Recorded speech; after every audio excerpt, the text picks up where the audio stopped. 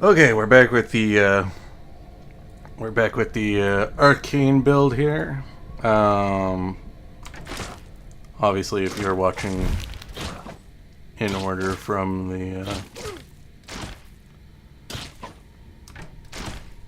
the archives, this is gonna look a little bit different, and also, the timing between the recordings. I just put in a new internet connection, so I have a much more smoother experience, because the last video I was dropping a bunch of frames at the very end.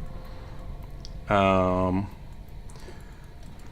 yeah, I was playing, and then I realized that there was some of my audio coming through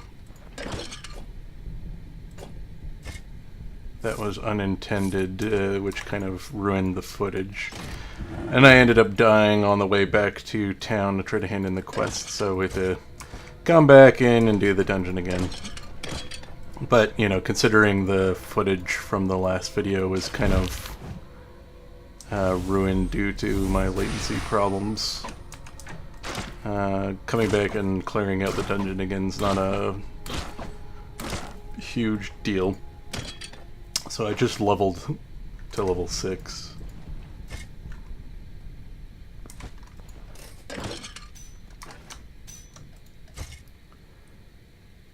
Okay, good. That isn't damaged, so I can sell it.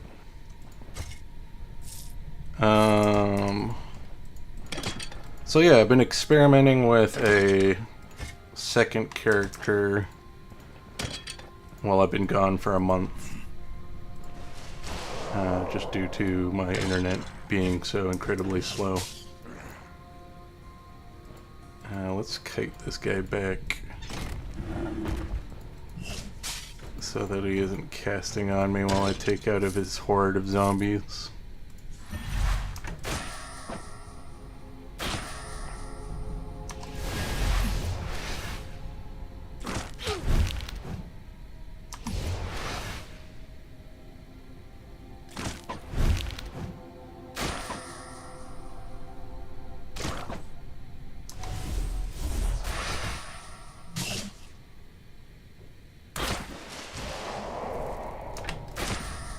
This is kind of the problem that I have with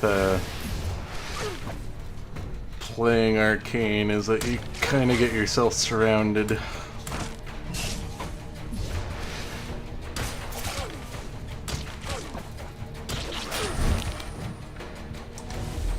Let's hope we don't die here. Okay, good.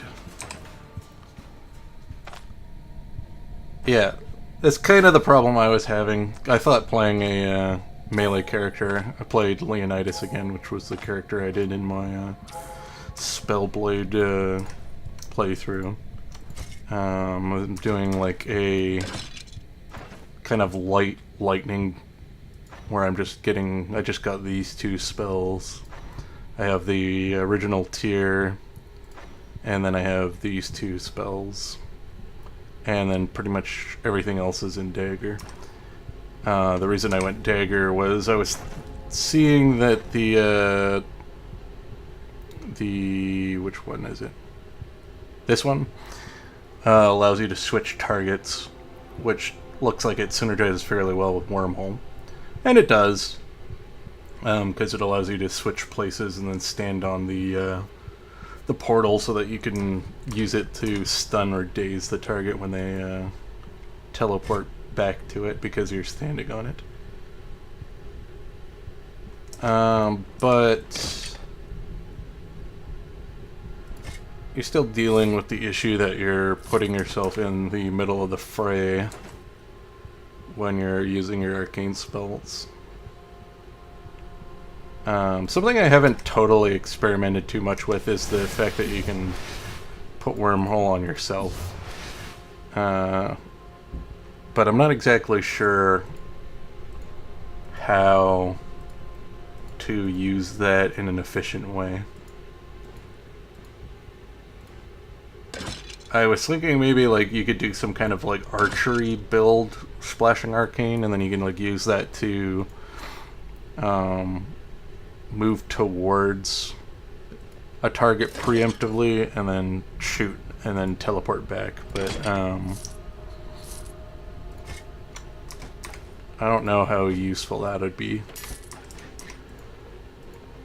And I mean, if you have to do a, you know, ditch effort thing and like turn around and try to run away, you're just going to end up teleporting back to a position. That's the only issue I have with the arcane tree right now, is it just feels kind of clunky using these teleport spells. But I haven't experimented with the rest of the tree, so I don't want to knock on it too hard. Because maybe Schism's like really strong, or the phantasms that you can summon, as I have not gone that deep yet. Okay, do we have everything that we can just pick up the grimoire now? Okay, looks like it.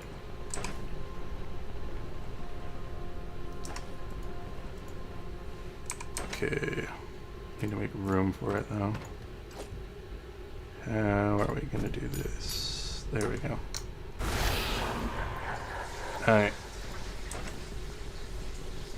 Let's get out before it damages me too much.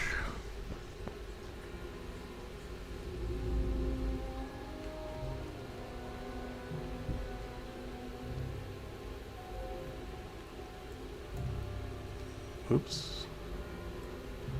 Give me a second here. Just touch some stuff in my...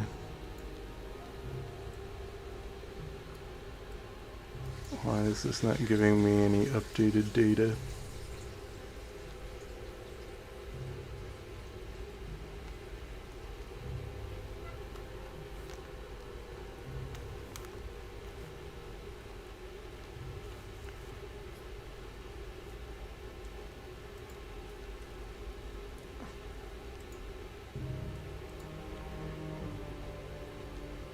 Okay, that works. Sorry, just something in my OBS wasn't working properly.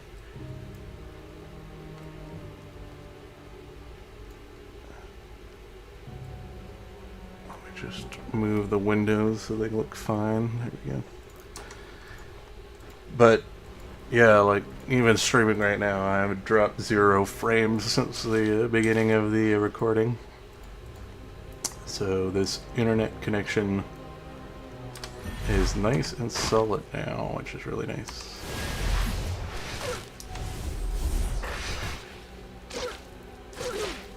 Oops.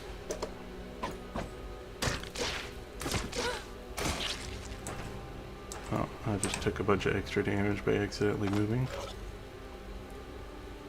Alright, let's heal up.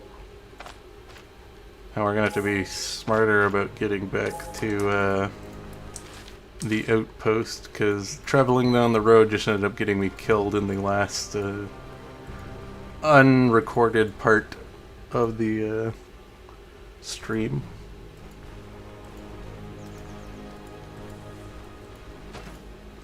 Oops.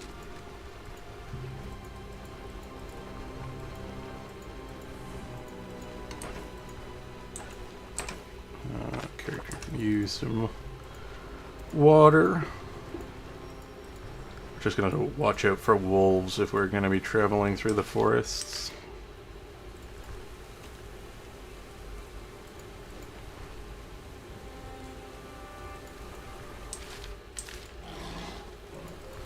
Okay, boar, that's fine. We can just zone over here, go down a bit. Don't want to deal with those poachers, because we already are in negative mind conditions and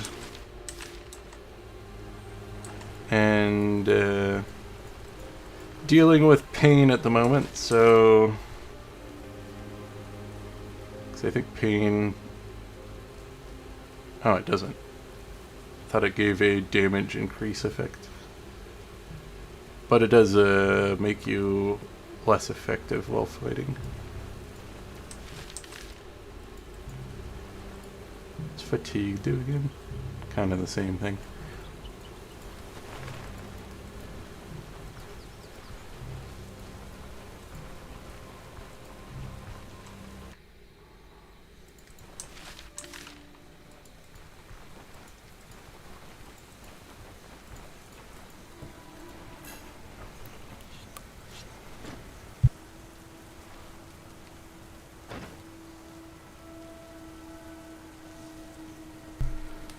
Might as well grab the healing salve from this guy. What's his repair? 10% markup.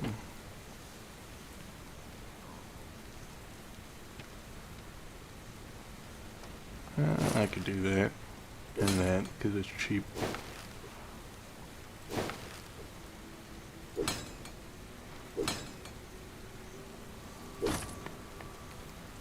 I'll just leave those unrepaired at the moment.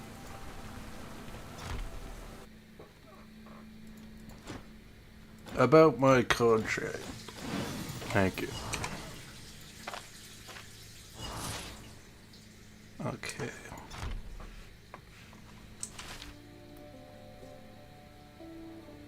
Now we have two options. We could walk back. Well, let's see here. I think this guy's gonna charge me.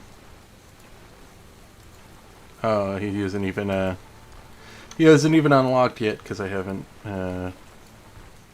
done the part of the quest that unlocks the caravan to open. Okay. Let's fill my drinking horn back up. So I'm gonna have to be a little bit careful still walking back. I should, just in case, so I don't have to accidentally die on the way back. There's a bed here that we can save in.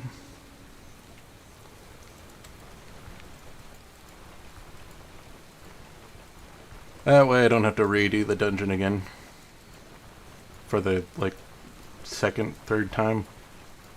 Because I think in the last video I died once as well.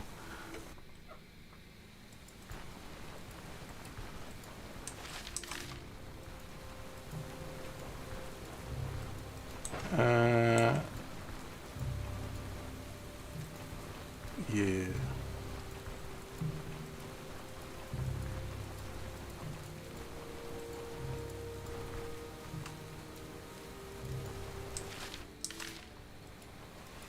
I wonder if it's worth dropping by the mill. Maybe I don't know what they have on them. Wonder if I got the recipe from him. That's the main thing. Because the recipe that he has is quite useful over the course of the playthrough. I think it requires, I think it's the meat recipe, isn't it? I'm going to quickly check, because I might have not have had enough money to buy it earlier. It's been a while since we've touched this playthrough, so I can't quite remember everything that I did.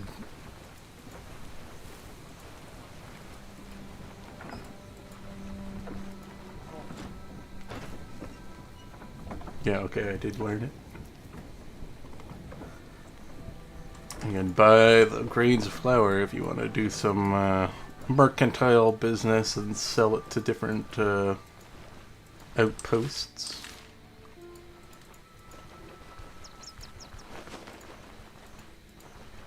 Try to make a small profit.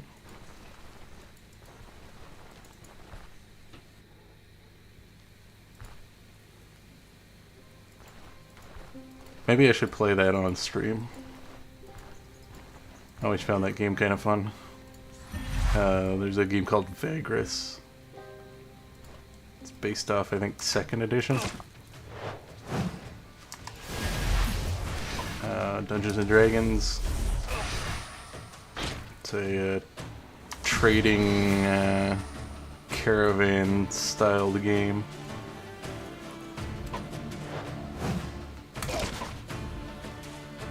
Quite a interesting game,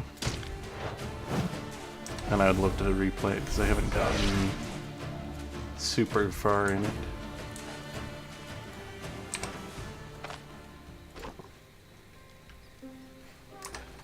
But, you know, far enough that I wouldn't be lost playing it in front of all of you.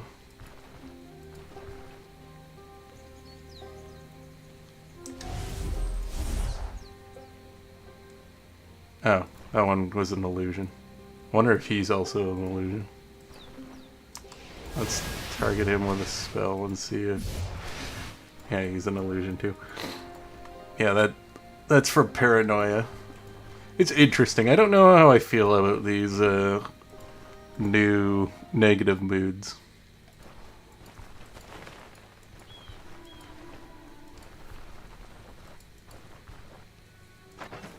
Because I don't... Like, it's pretty... I've noticed it's pretty hard to keep your psyche, like, above 70% now. Just because some of these things are kind of hard to manage. Like, rest. Like, you can rest the whole duration and then, like, you walk around a little bit and you've lost 3% already. And, like... situations is kind of like, you know, triumphs, setbacks, combat, exploration, as well as influence of certain consumables. It's like you're gonna have to carry the consumables around with you to top yourself off. And then these situations, I haven't seen, like, I've seen it change my thing, but it doesn't, like, drastically change your thing. So, like, if you're in trouble and you're sitting like I am, just, like, slightly under the 50% mark, being able to bump yourself up. Especially with, like, diet. Diet's fine because this character hasn't been around a while, but constantly feeding yourself to get your diet in a situation where it is keeping your morale and sanity up. It's a little bit harder to manage, which is fine.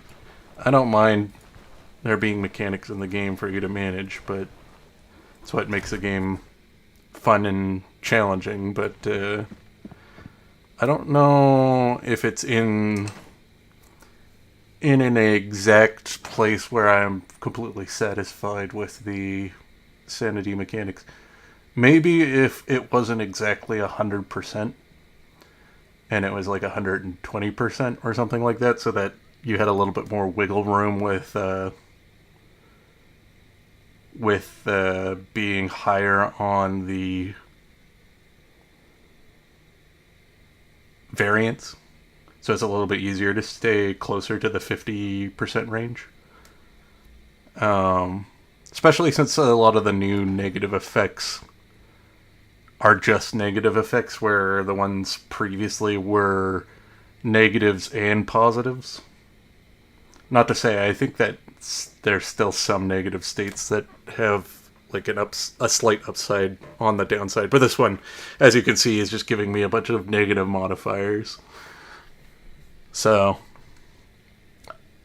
yeah, I don't entirely like this new system, but it's fine. I'm sure the,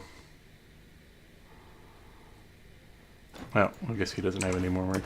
I'm sure that the creator will continue to tweak it as the project continues along. Because I imagine that at some point he'll find it not completely satisfying either. Because I think a mark of good game design is, like, you want everything that you're engaging with to be somewhat interesting and fun. Doesn't mean that it can't be without its annoyances, because a little bit of annoyance can be fun because of the challenging of the annoyance. But if something's way too annoying, then all it's doing is causing frustration.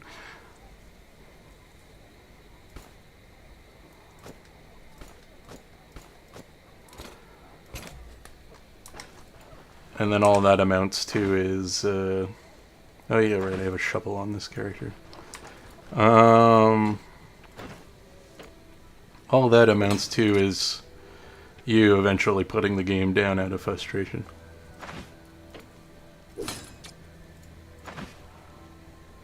And there are plenty of games I've done with that. in the past.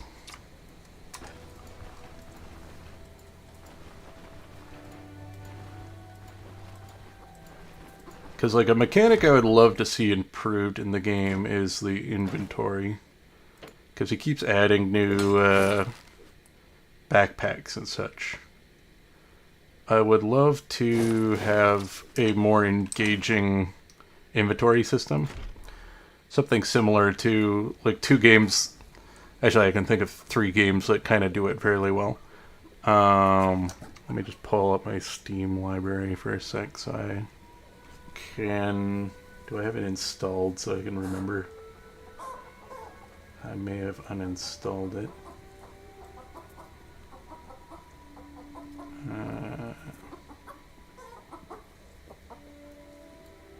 Yeah, it's not on my installed games, is it?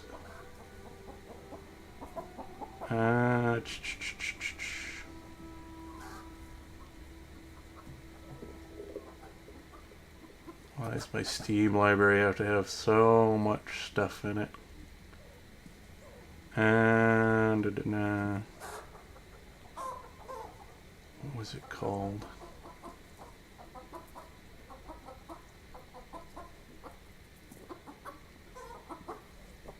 Surprised I uninstalled it. One of my favorite games to kind of just pick up, play a little bit.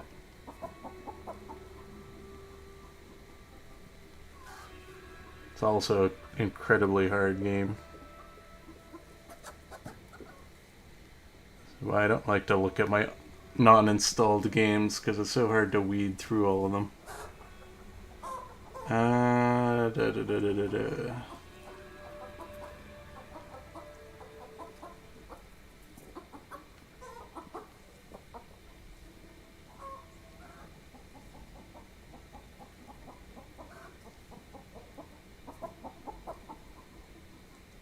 Ah, there it is. Yeah, Neo Scavenger does the inventory management thing because the whole prospect of the game is that you're in a, like, post-apocalyptic... Something happened, society is all wrecked, and you're kind of scavenging the United States as it's kind of crumbled down societally. So you go into buildings and loot them and such. And the inventory management system is quite well done in that game. At a basic level. It's kind of what I expect out of an inventory management styled game. I think it's a very good game to look at if you're a game designer and you're kind of wanting to understand the basics of how to do a inventory management styled game. One of the main features that I think could easily just be added to this game to kind of fix the, or at least make the inventory management a little bit more engaging. Because that's kind of what you want to do. If you're going to make a mechanic, because when it comes down to inventories in games, you can kind of have 2 systems. You can have this grid-based system like Stone Shards has, or you can have a weight-based system, or you can have a kind of in-between. And I'm sure there's other systems, but these are the 2 that I'm very common in RPGs.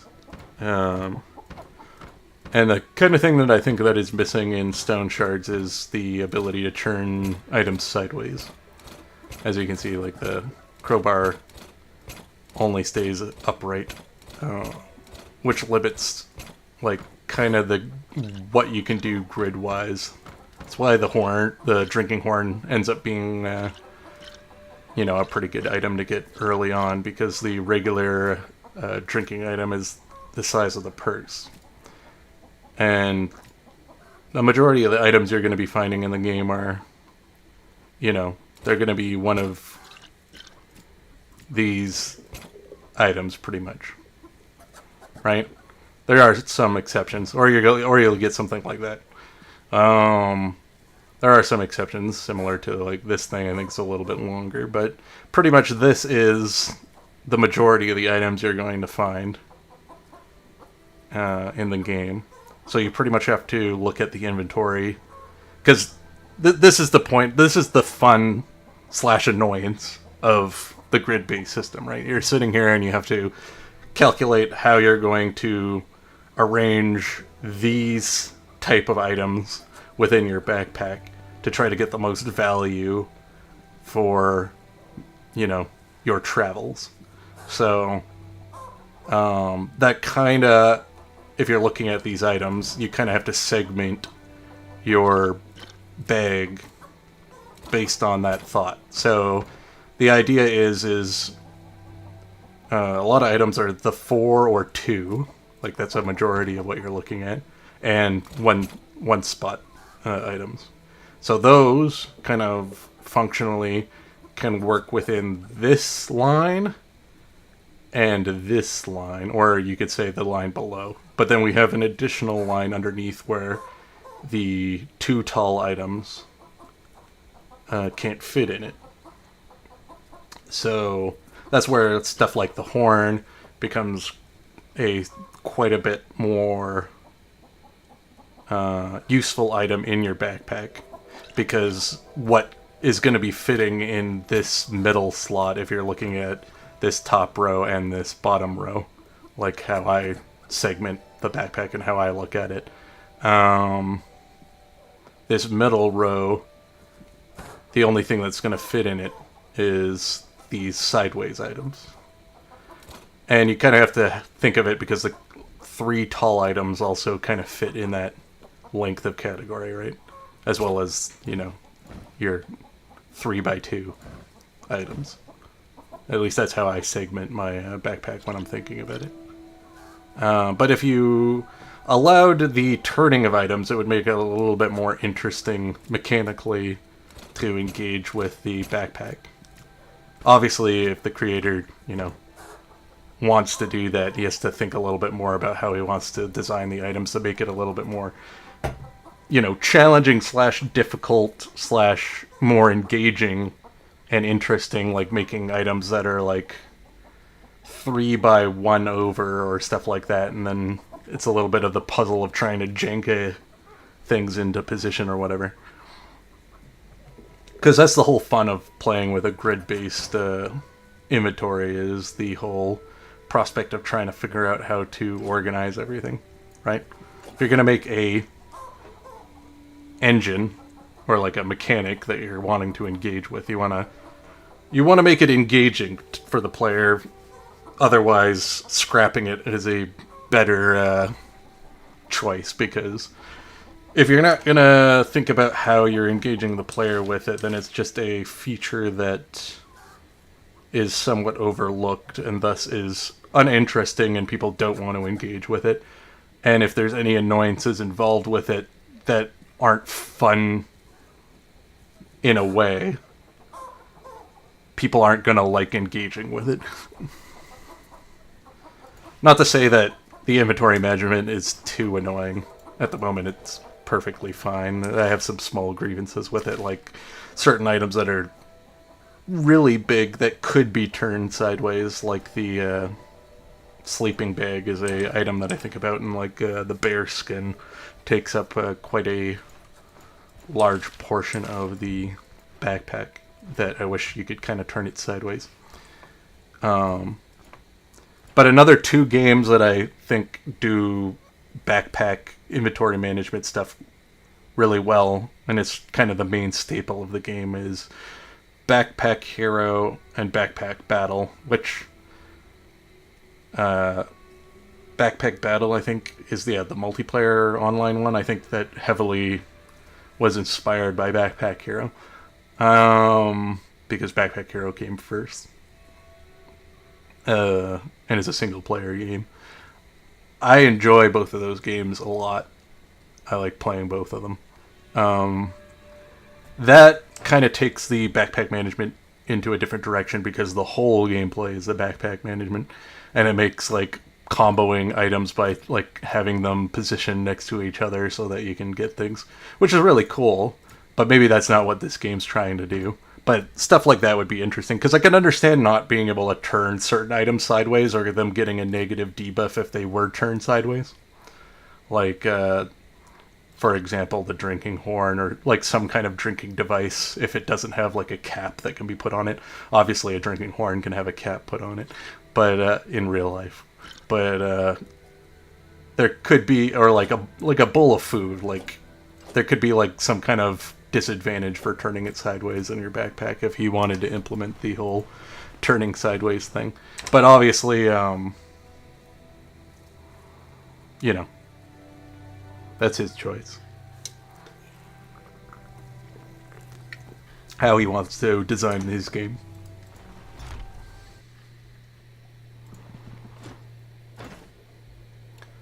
I just think that it's kind of a missed opportunity if you don't allow items to be turned sideways, because it allows the players to engage with the inventory in much more interesting ways. And for them to feel more satisfied when, you know, they solve the puzzle of how they're going to jam everything into their backpack. Because feeling like you're overcoming the mechanics is part of the fun of playing games. Because you kind of feel like you're cheating the system.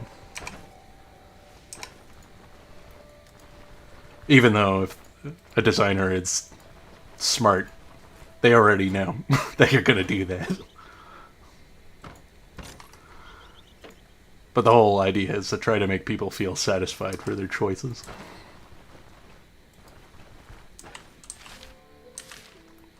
Okay, so we're going to continue the main storyline now that we've finished all the quests and done our shopping. We want to pick up as much healing cells before we leave, because the other town over here doesn't have those in abundance.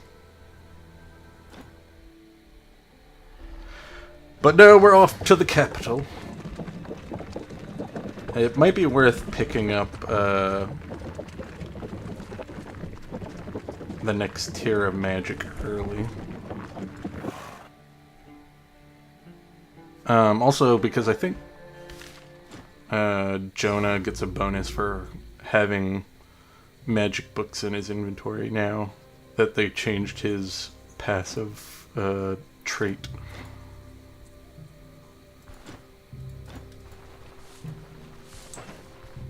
I'm quite fatigued.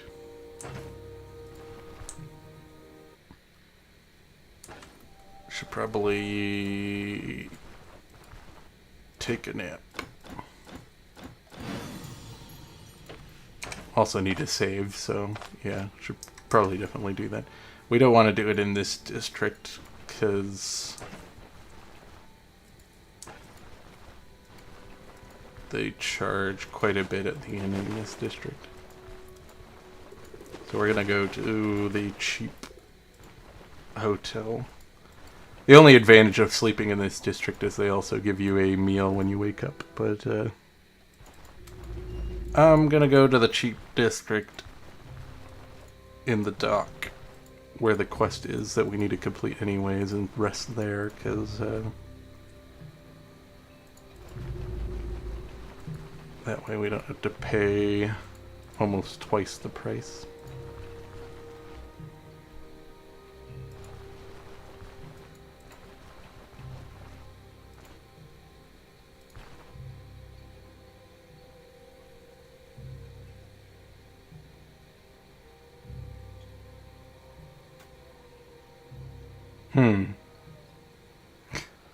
So when I was playing the other character that I've been talking about, the arcane build with a dagger slash a little bit of electromancy, there's a quest that you can get here with a guy that wants you to go in, because I think he brings a boar into town or something. So it looks like this is before he does it.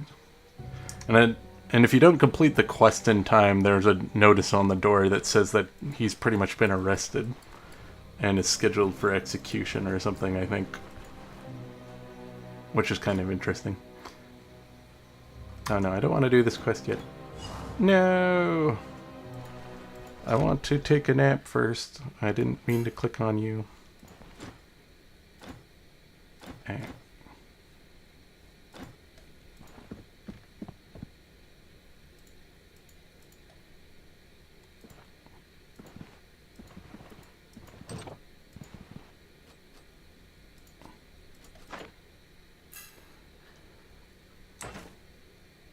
Yeah, I didn't think that was going to be enough to clear the fatigue. Alright. Keeping your fatigue down as a spellcaster is really important because you build up a lot of fatigue casting your spells. Alright. Let's go do the quest then.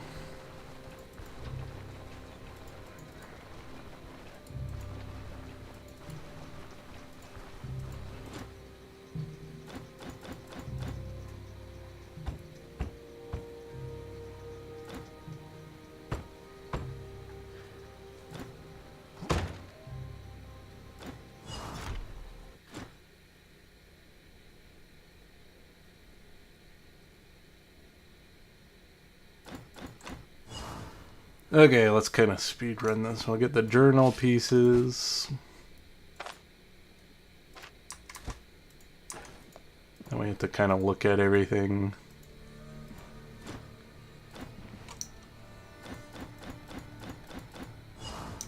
Then we click on the book.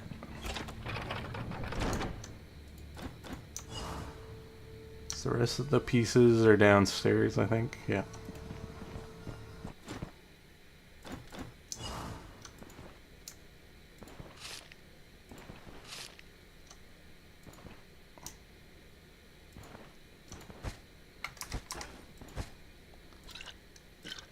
Grab the things that are worth money. Oops.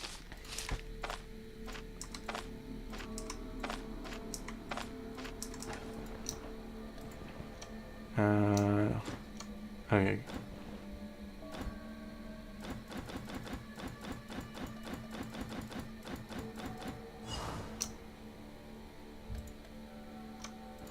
Alright. I don't want all these things in my inventory, so I'll just stick all these letters in here. I am now hungry. Let's take the pot. Oh yeah, I forgot to pick up the stuff that I had in the first town stored. I'm gonna have to go back there at some time anyways. I can go pick it up when I go back. Let's go get something to eat. We'll just go back to the inn real quick.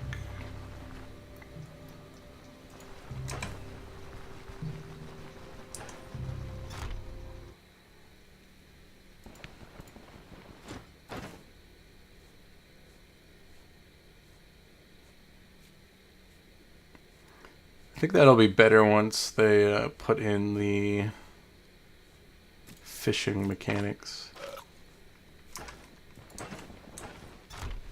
So that you can actually catch some fish. Because as it stands, I think the only way you can get fish is from vendors. I wanted water. Okay, how much money do we have? 600? Let's have a quick look at... we'll sell some of this stuff. I think I'll hold on to the potion this time, though. Okay, we're at 800 gold. I think I also have some ancient coins. Yeah. We can go to the bank and cash those in.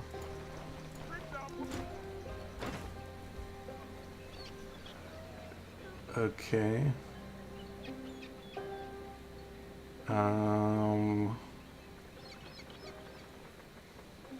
Yeah, see there's the bear pelts.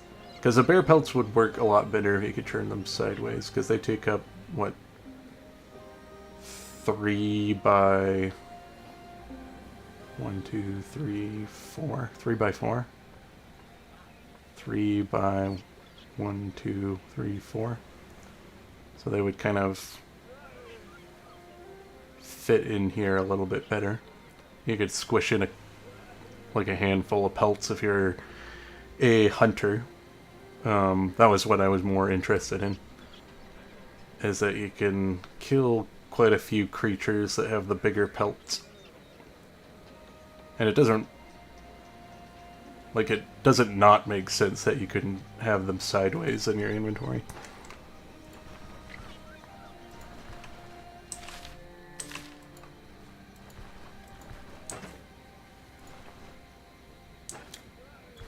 Okay, let's go to the shop that sells all the magic equipment.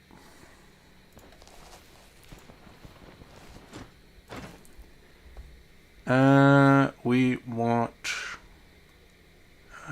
super expensive. If we were gonna upgrade something, I think the cloak would probably be a good idea.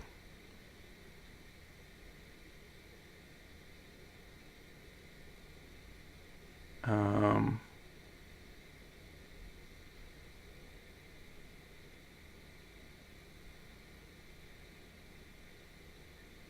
or the helmet wouldn't be too bad either. But, I mean, I already have this pretty decent blue enchant on the item.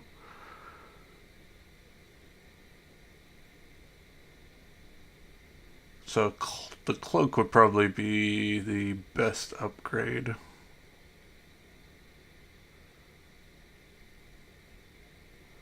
But it isn't too much of a huge upgrade, so I could always wait for the chance of finding one in a dungeon.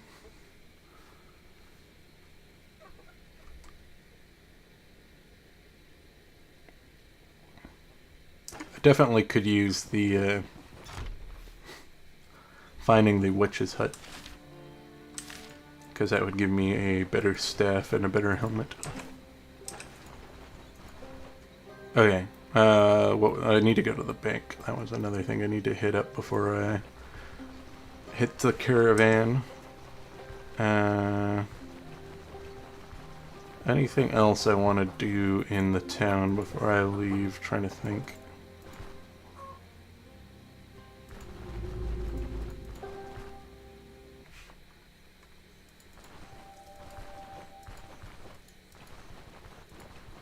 I can't think of anything.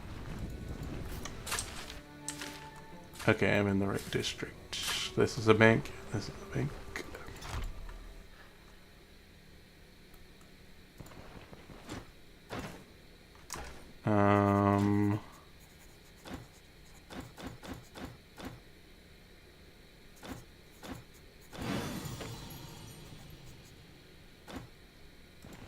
Okay. Oh yeah, books. That's probably worth looking at.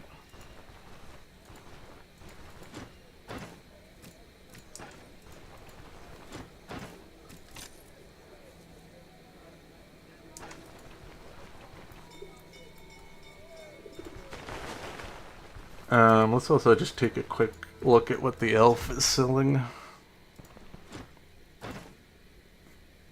Okay, no equipment. Just trade goods. Okay, so let me look at his passive again. Magical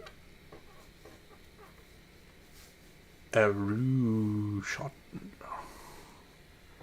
Grants 6 power of the corresponding school and 7.5 miracle potency for every unique sorcery treaty in the inventory. Up to 4. So you can have up to 4 unique tomes in your inventory. But it has to be the corresponding school.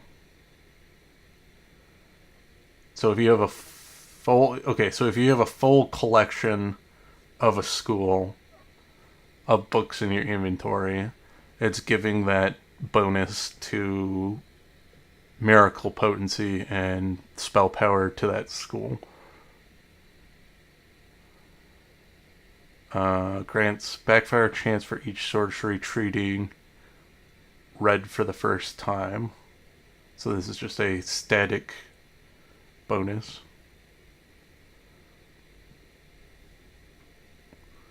Reading a complete set of 4 treaties give you the miracle chance. So that's just the reading part of it. Grants 1 experience gained up to 15% for each sorcery ability. So that's speccing the points. Okay. Interesting.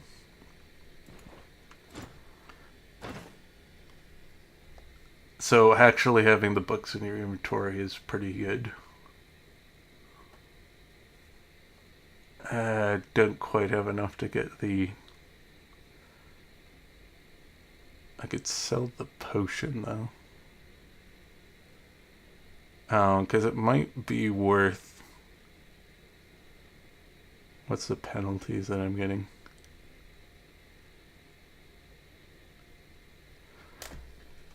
Because we are pretty close to unlocking the tier naturally, but being able to grab the book early just to get the bonuses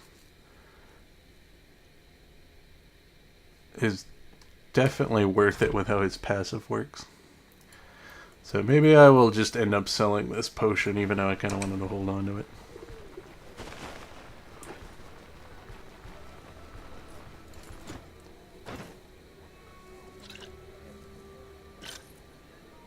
Too bad. Okay, we're gonna get the early arcane tome.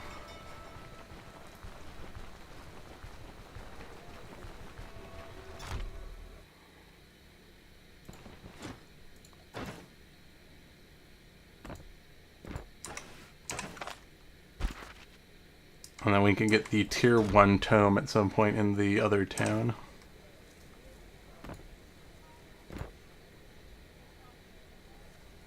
And now we can actually spec our points early into the tree. So we want Schism for sure, because that gives us another spell to use. And then we're going to want one... Maybe Aether Shield might be worth grabbing.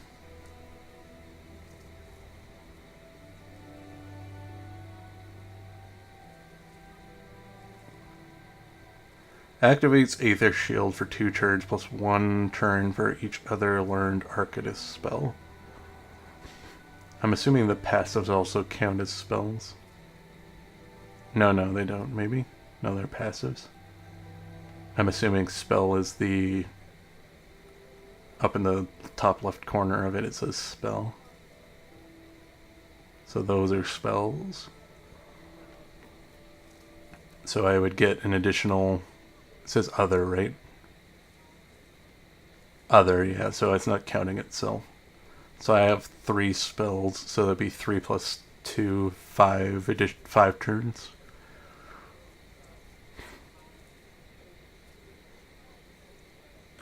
Gives you control resist, move resist, bleed resist. Those are pretty big numbers. Damage taken reduction, which is overall pretty good. Replenishes energy for 20% of the damage received, which is fine, but I don't think we're running out of energy a whole lot. Destroys all physical and magical projectiles, including throw items that would hit the caster. Prevents their damage and effects. That's pretty good. Teleporting prolongs the effect by 3 turns. Up to 8. And each destroyed projectile reduces it by 1 turn. Okay. While affected by Aether Shield, teleporting also grants all strikes and shots 2 arcane damage for 4 turns.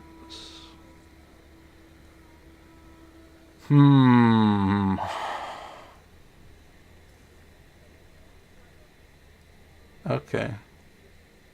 Interesting.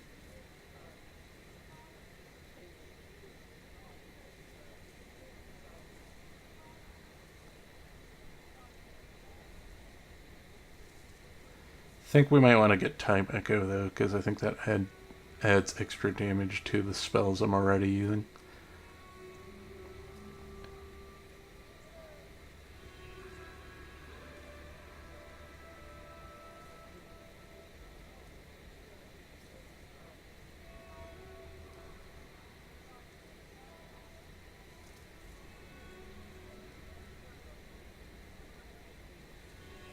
Yeah, deal 33% of the damage dealt they received over the course of the effect. So you apply it to them, and then you beat them up, and then when the teleport happens, they get another chunk of arcane damage. Yeah, I think we'll get Time Echo.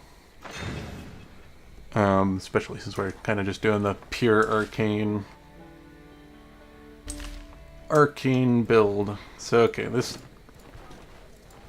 venture should have upped our spell casting capabilities by quite a bit now. We got Schism, which I will have to test out because I have yet to actually cast it, because I don't have it on my other character.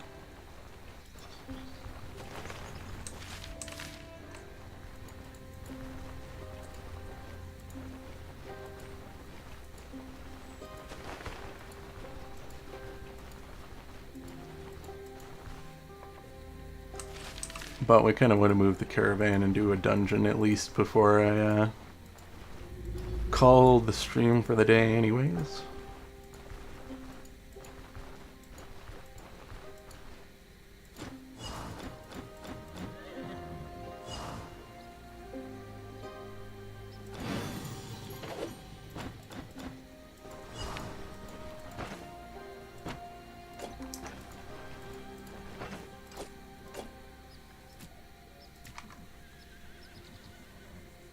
Okay.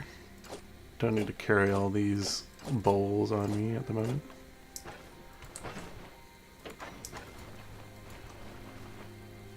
Oh, you have to... I'm just so used to the banner being up there. Forget you have to actually do this first.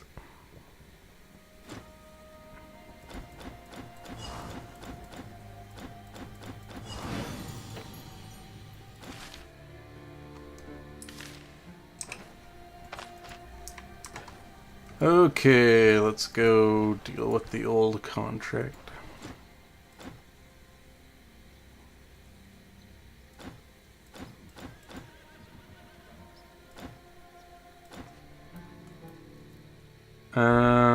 Is it worth going here before we move? How close are we to the next level? Maybe I'll just save the XP that you get from that.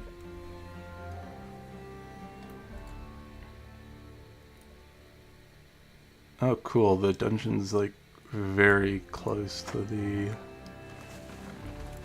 town on this file. I'm used to the crypt being like right around here on a lot of the files I play. Wonder if that means that the other dungeons will be further. Because the orchard should be right around here. The bandit camp dungeon's usually like somewhere in this region. The cathedral, on some of the older files of the game before the caravan expansion, or patch, however you want to look at it, it had a chance of spawning down here at some point, I think. But I think it always spawns on the other side of the river over here now.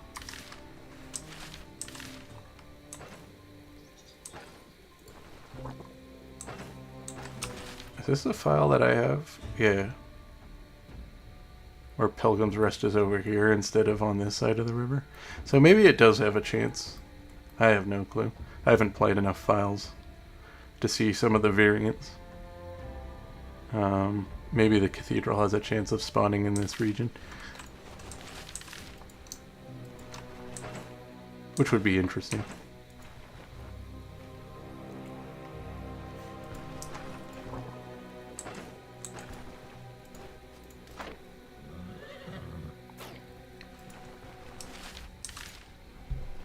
Yeah, I guess I should sleep so that I can check out the vendors anyways. And that the guy I need to talk to is actually awake. So I don't have to disturb him while he's sleeping.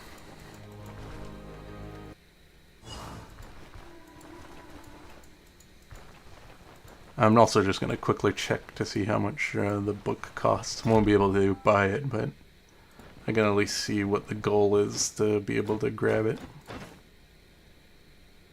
Okay, yeah, it's pretty cheap. 100 and... Can almost afford it.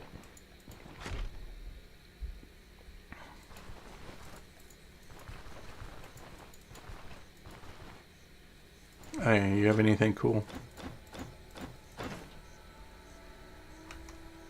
You got a monk staff. That is actually pretty cool. Too bad I don't have the money for it.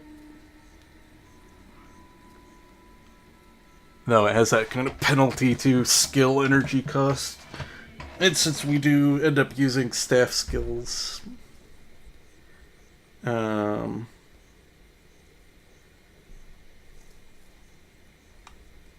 I'm sure that the witch's staff that I want to get also has that same penalty on it. Because I think there's like 2 tiers of staves in the game. The ones that are meant to be wielded as melee weapons, and the ones that are meant for casters. And then there might be a tier of in between, but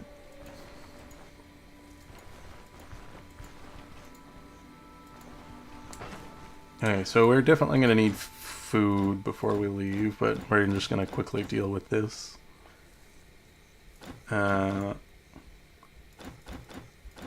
We'll just get it so that our next contract is...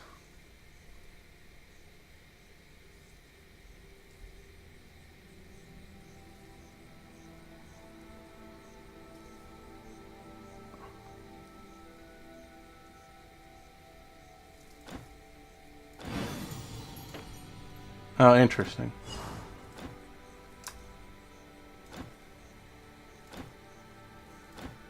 I got the different type of dialogue from him. I think that's roughly the same amount of money anyways. I wonder if that has to do with what character you're on. Or maybe I just, because I mashed through it, I got the different line. Because I'm used to doing it where he just pays more money out on the next contract you do for him. But I think 200 is... I don't know if that loses repetition. Yeah, it does. Yeah.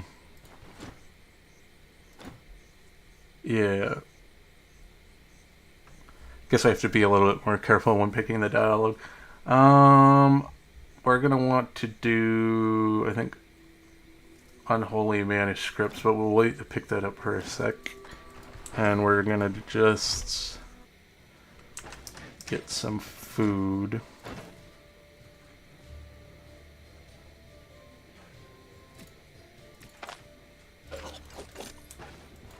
And fill up our water.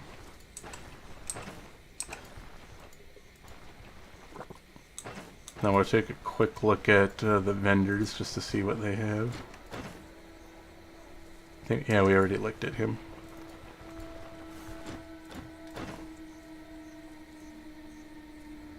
There's some staff upgrades.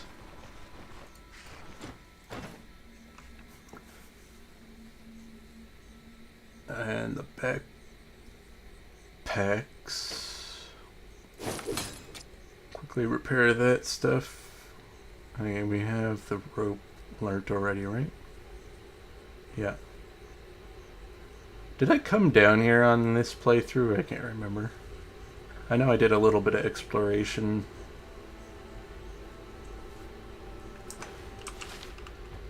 No, I didn't come down here.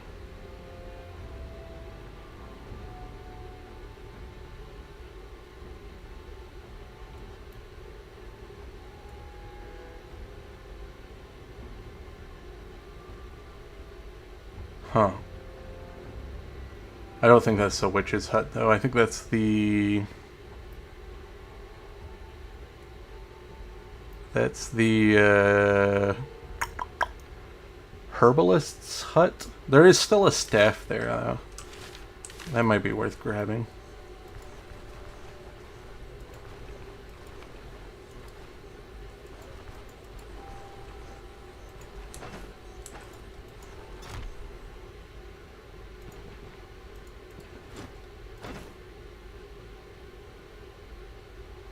Okay, he doesn't have any of the herbal asterisks that help with pain. Okay. I'm gonna save before we pick up the quest. Because that's what I like to do, just in case. So that it doesn't lock you into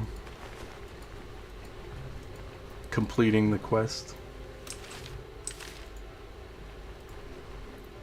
Am I missing the caravan? Oh yeah, I went way too low. I always get so disoriented when I come in onto this tile. Okay. Well, I don't need this anymore.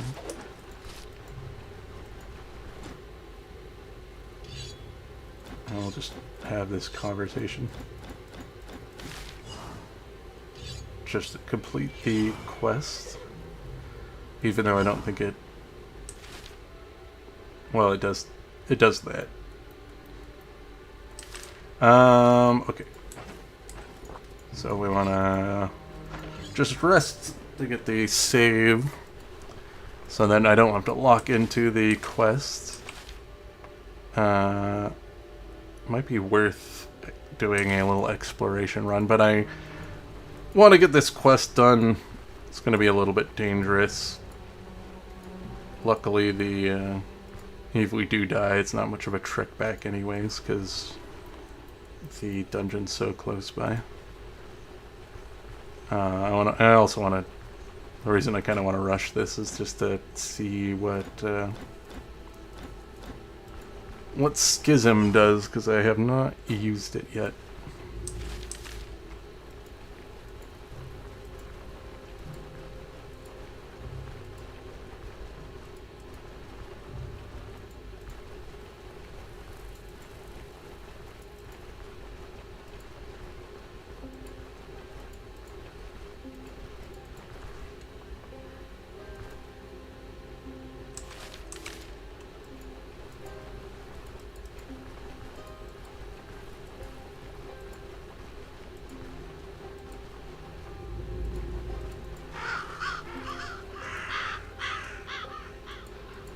There's a chance that the ghouls will spawn by the time I get out of the dungeon because of the time change. Okay. Gotta be a little bit cautious to see how this works. Let's do this. Okay, I thought it was like a thing that stays on the ground.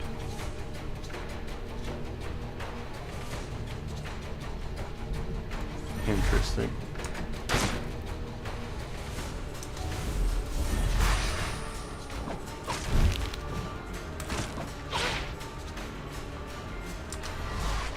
So if we do this, it should hypothetically pull both of them back.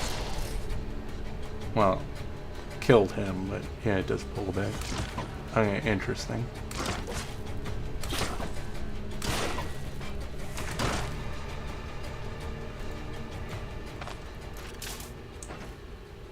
Okay, good. I didn't take a whole lot of body part damage. Well, at least that gives me a spell that's a spell I don't have to think too much about using, where the teleporting spells are a little bit more... You have to be a little bit more tactical about them when you use them. This spell, at least, you can just kind of plop down wherever. It does cost... It costs nearly as much as Wormhole does. The fact that it's an AoE is pretty good, because it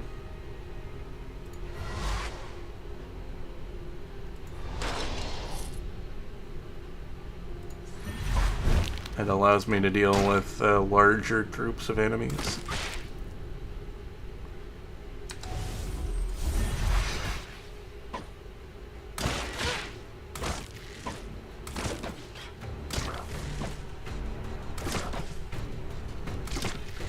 I don't want to kill this guy because I want to switch him with the archer.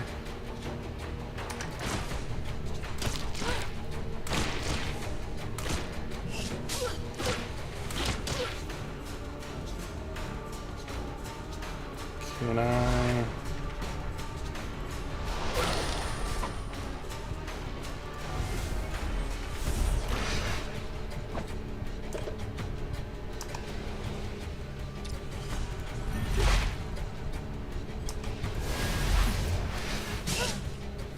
It's gonna be close.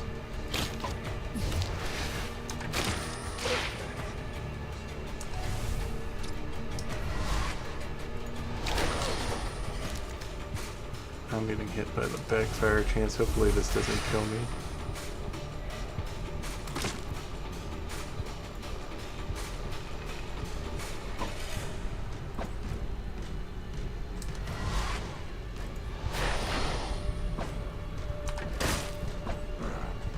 I am not in a good position.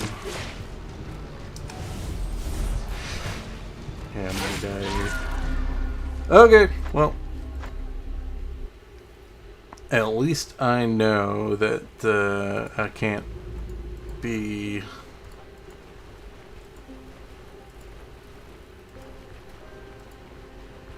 super cocky when it comes to my casting capabilities. Unlike with Electromancy. Actually, whoops. I went above the tile. I have enough money to buy the arcane tome.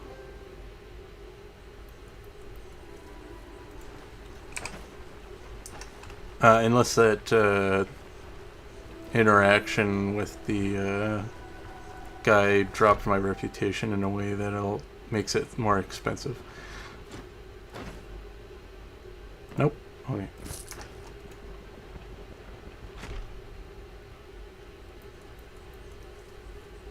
I'm gonna have to figure out how to get my backfire chance down a little bit.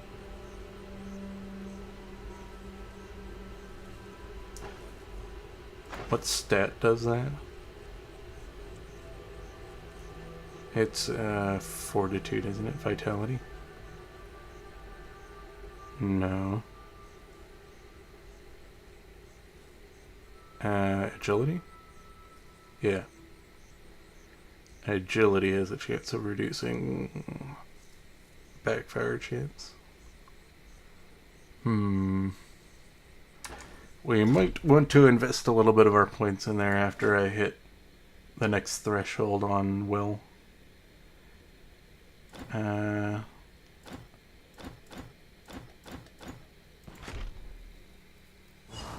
Especially if we're going pure caster.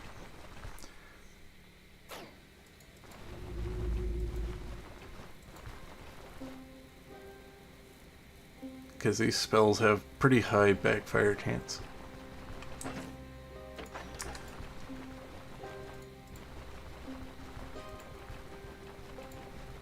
What's the backfire chance on Electromancy? That's pretty high too. I don't think that I've been taking that much damage when I was playing my melee build. But then again, you know, I'm not casting spells as often. Maybe I just don't notice.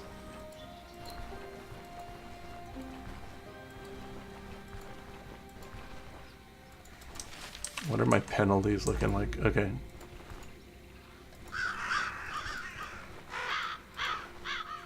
Hey, so we have to be a little bit more cautious where we can't just throw out everything all willy-nilly.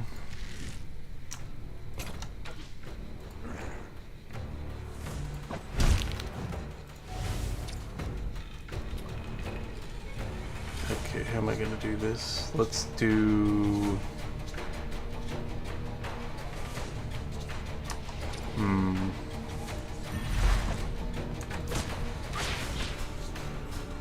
Yeah, it's perfectly fine, because he's going to take some damage doing that. Does this thing hurt me?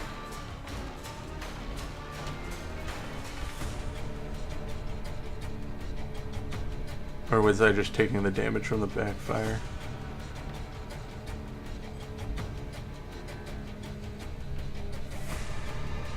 Except for the spell does not harm the caster aside from the arcane damage. Okay, so it does hurt me.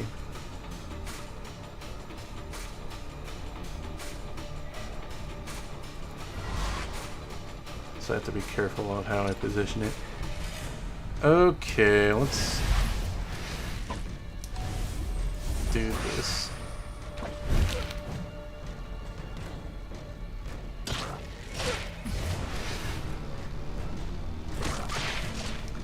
Even though I kind of screwed myself over because now I don't have anything in between me and the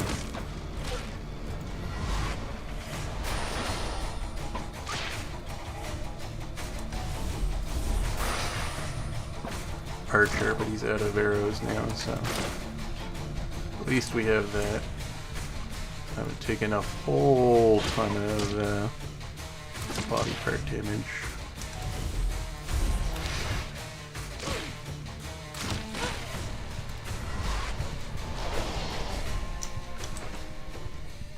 Okay, we've taken a little bit on everything. Patch that up. I haven't hit a pain threshold, which is good.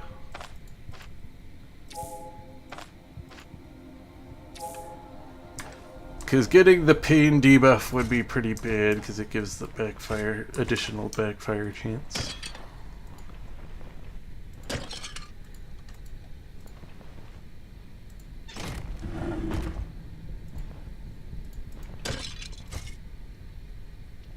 Ooh!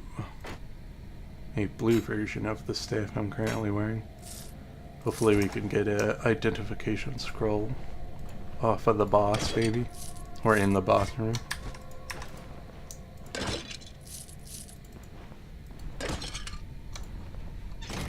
So I don't think the crypts have a chance of having identification scrolls anywhere.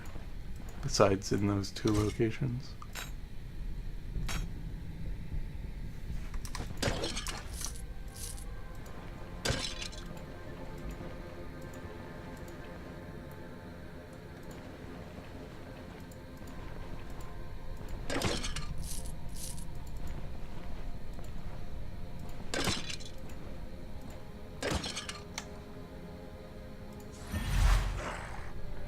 Okay. Yeah, I have to be careful. Because if I just go willy-nilly throwing myself in there, especially since that ghoul just tripped a noisemaker.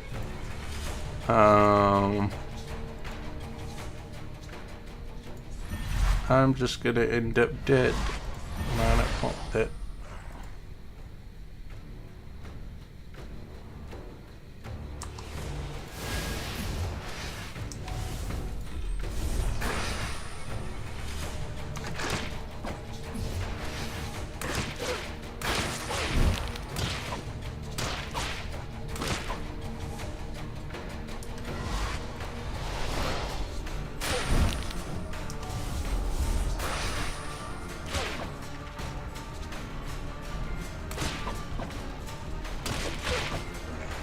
Okay, he's disarmed.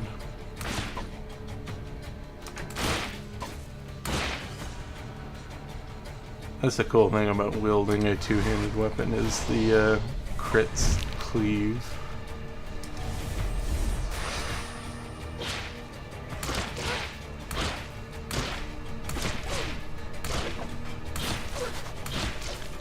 Oh no, I'm in my pain threshold. There you go. There we go. Actually, I should read this, because I haven't read it yet, so I get the bonuses from it. Okay. We're sitting just at the threshold, so patching ourselves up a little bit and resting should bring us out of the pain.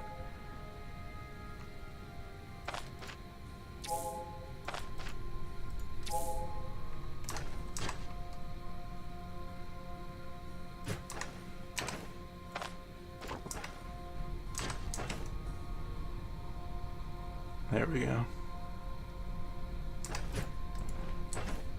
I'm gonna have to be careful though, because any damage will bring me back up into the pain threshold. What does this do? It just makes me better in combat. We'll just spend some time looting this room and letting our pain fall a little bit.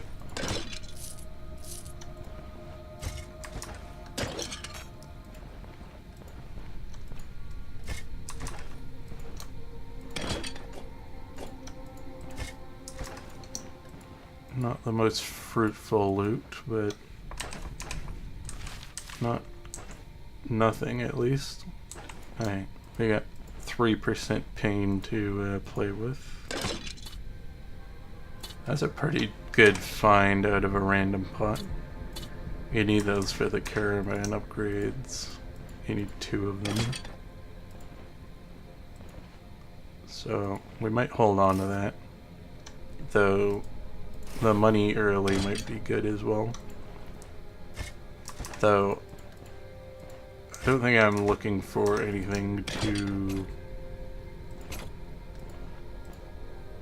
much that I need the money at this exact moment. Unless, you know, I can find a vendor that sells the tier 3 tome. Because if I can do that, then that'll be a straight up easy purchase for me. Ooh, an early amethyst is really nice. This is probably just an upgrade to that. That's damaged, and I don't think it's worth much in its base farm anyways. Jeez, this dungeon has so many traps.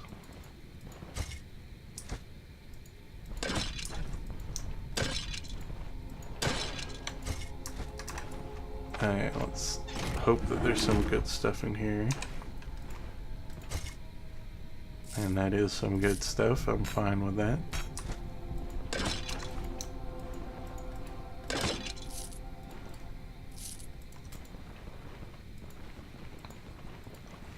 Got one of the iron ingots needed for the blacksmith's quest. Okay, I'm gonna have to be careful. Ghouls can always be dangerous as long as there are corpses around for them to eat.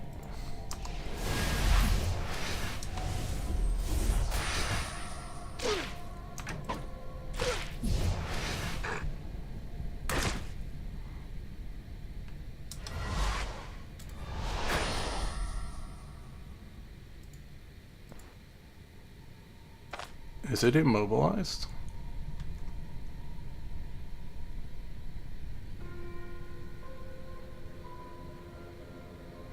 Why isn't it moving? Oh, it might have been bleeding last turn. Or maybe it was immobilized last turn, I just didn't look at it. Okay, I'm gonna have to be careful. Okay, yeah. I'm fine with fighting some rats. Come here, little rats.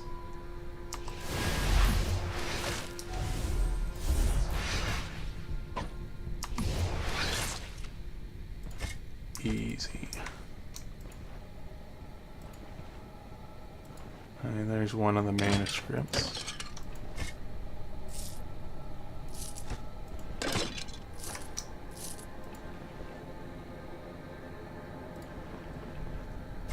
I'm not going to click that on it immediately because some of them curse you. Jeez, that's a lot of traps. I think this is another manuscript room, yep.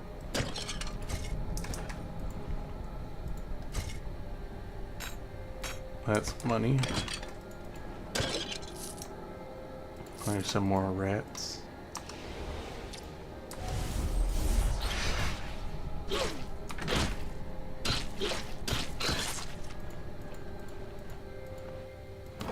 Oops. To be more careful, that could have been a fire trap.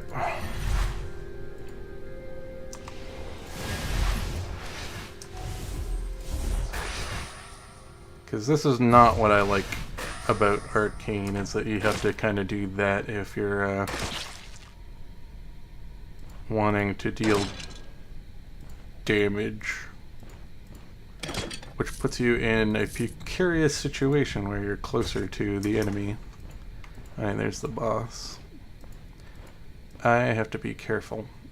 How far do these spells reach?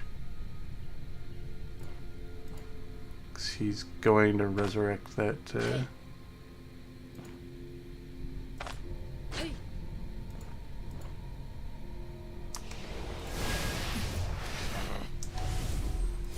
he's gonna resurrect that ghoul, I believe.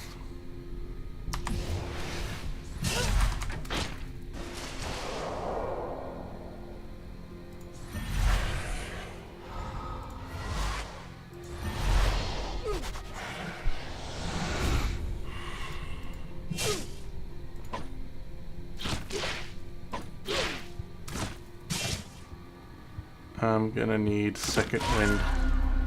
And I didn't get it. Okay.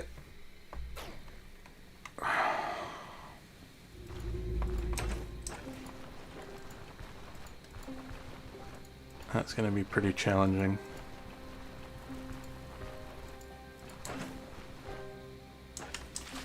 Maybe we don't do the dungeon immediately.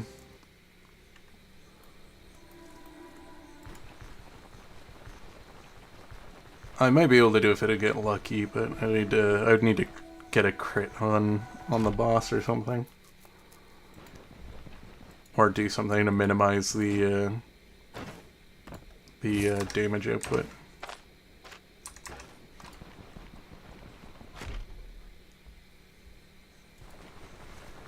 But I guess I lost all that good loot. It's a little sad. But we can get an upgrade to our staff, because the, well, I don't know if it'll be an upgrade, because I think it's the healer's staff. At least on the damage account, I don't think it's an upgrade for using it as a melee weapon. And then it's questionable on the magic side. But it'll still be worth, because I think that there's a backpack that you can get from it. Plus we'll probably get a level on the way up.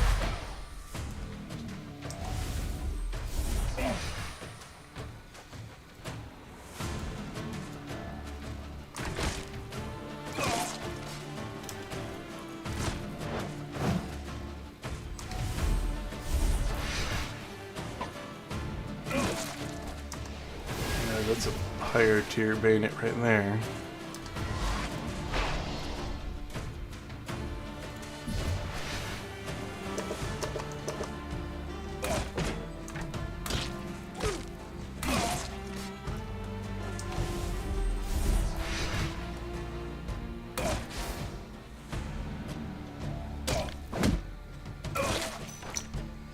Okay, good. Got out of that pretty much completely unscathed.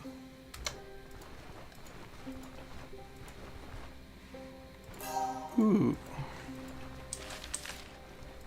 A prayer shrine.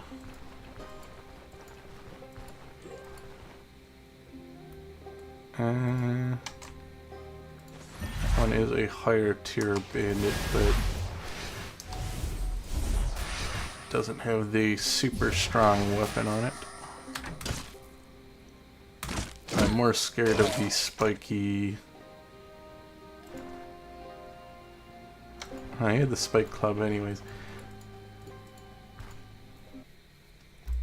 Maybe I might just be crazy because maybe all the mace characters have the same ability sets regardless. Interesting. He carries the huge cauldron.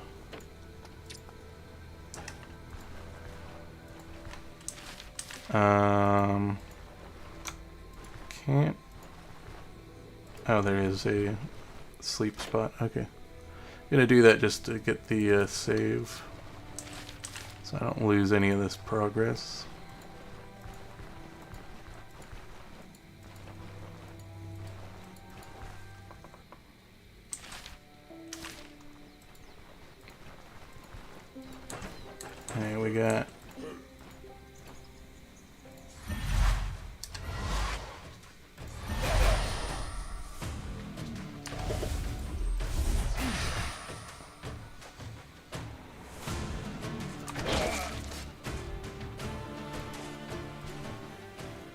Come back! Where do you think you're going?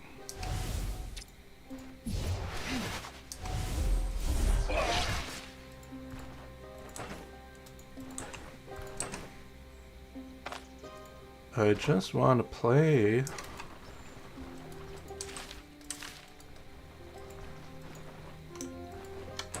Think you can jump me and just run away? Jesus.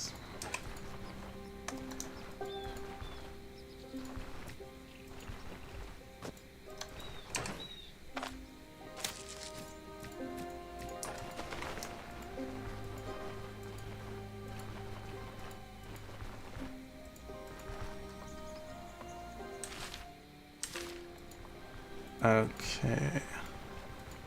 Sucks because that run I would have had a necklace upgrade and a staff upgrade. Nah, I don't want to find any wolves right now.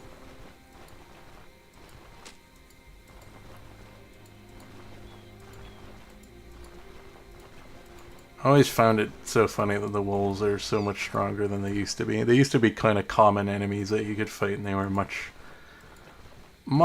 less powerful.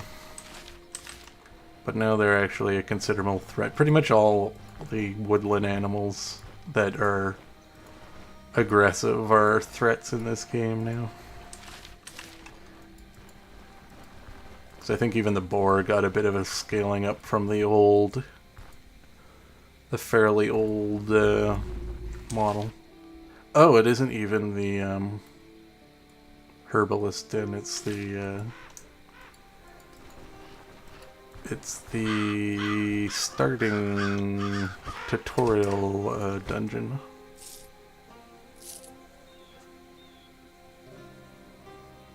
I'll just leave that on the ground. I don't think that the necklace that you get from here is an upgrade to what I'm currently wearing, but at least I can sell it. You need that for caravan upgrade. I'll take that. No. The base equipment's better. Turn that into fodder.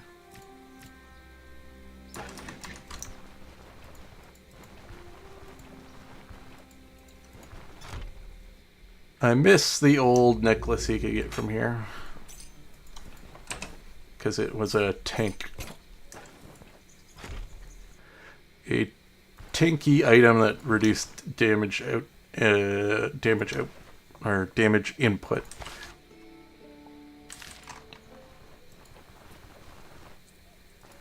And it was an epic item. We get this thing now. I wonder where he moved the necklace to.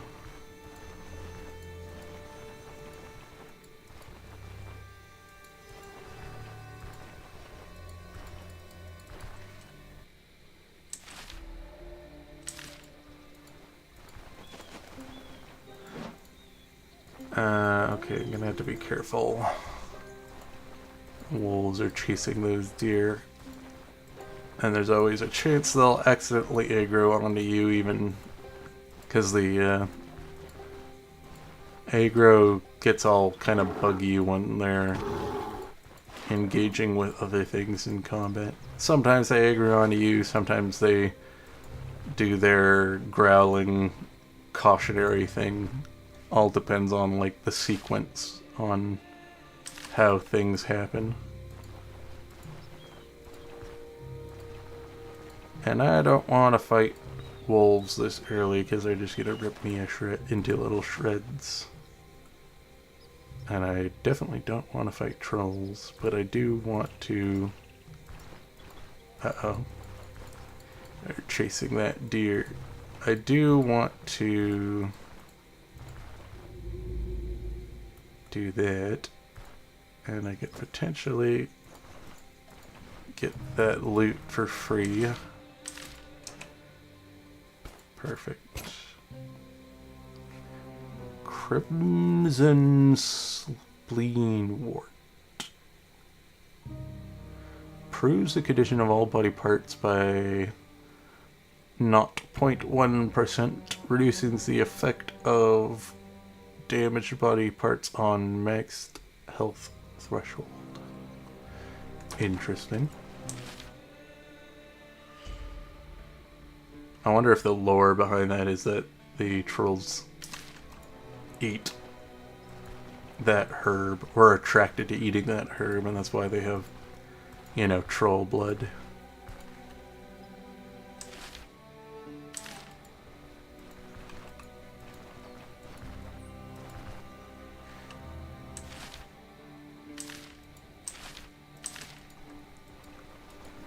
Okay, let's continue kind of exploring, but we're going to have to be kind of cautious because I have a feeling that we're in the radius of higher level enemies. Because there are definitely areas on the map that have higher variance in encounter rates. Since I have the shovel, we can dig this up. Sad. No loot.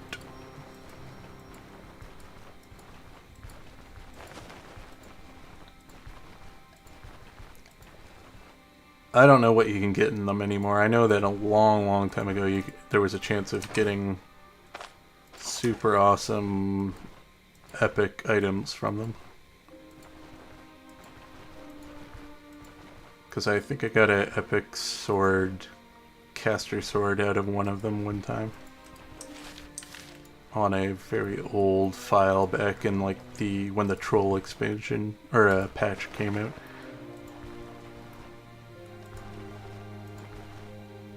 Oh, okay, cool. We found the herbalist hut.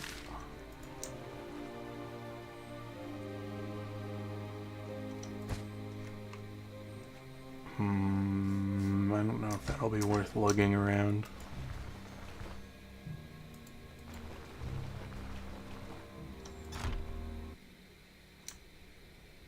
Okay. Well, at least now I know how to make the herbalist asterisk. Yeah, that's the healing staff. I think it still might be an upgrade. Problem is making room for it.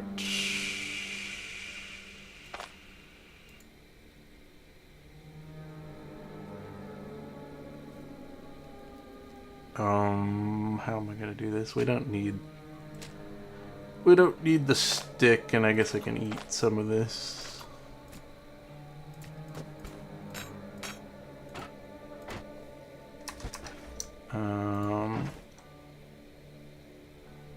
I like holding on to this thing. So I might just make room for it. Oh, I guess there's the herbalist satchel.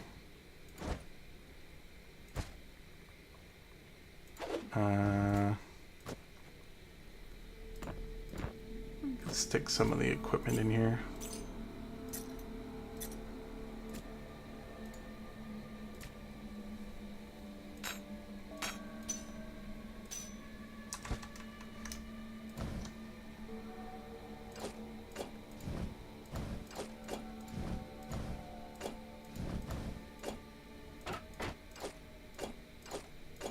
Okay.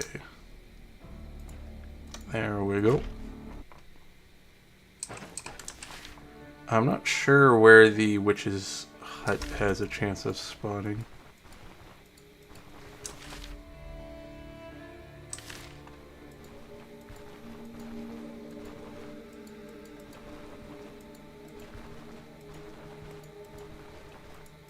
But I definitely am going to want to find a rest save location so that I can ensure that this progress isn't reversed. So hopefully this is a bandit camp that isn't got super strong bandits in it.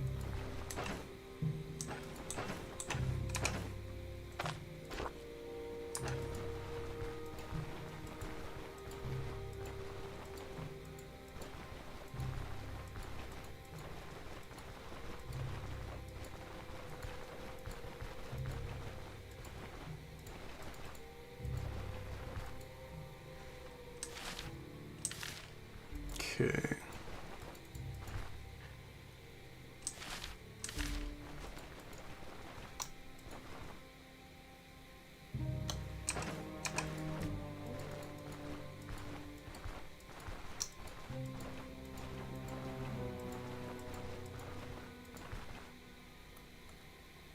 Yeah, those are some bandits I can take on easily.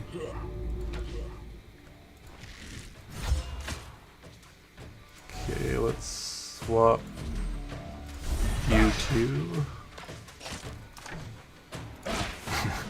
The other archer is shooting at you.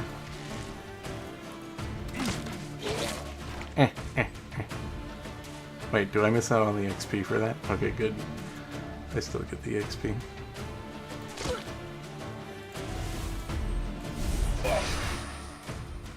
I was like, but I did most of the work for that. I want the XP. You don't get the XP for killing your own dudes. We're not playing Dota where you get XP denial.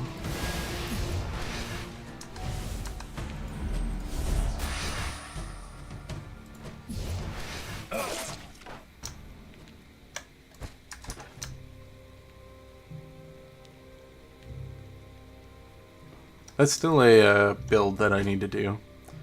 But maybe I'll wait. Maybe there'll be a new character that benefits from it. But I would love to try a ranged archery styled magic build. Because a lot of the things says and shots, which is what ranged attacks are considered. But maybe the creator of the game will create a new character that benefits from being a arcane spellcaster as well as a archer.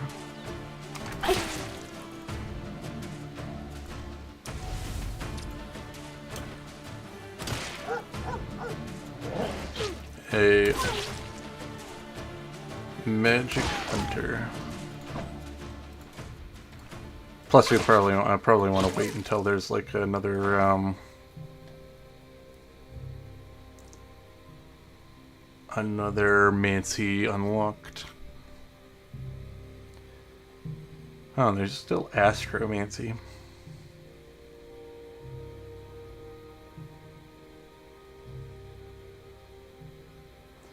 I don't think Venomancy is going to be the hunting Mancy because poison damage ruins meat.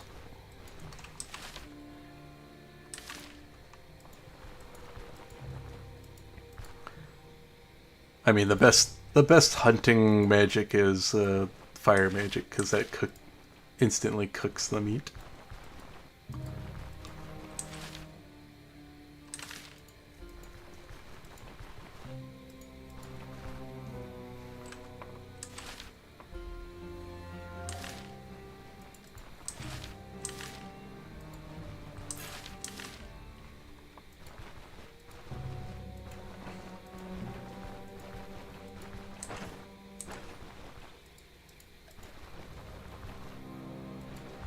Don't want to fight the wolves.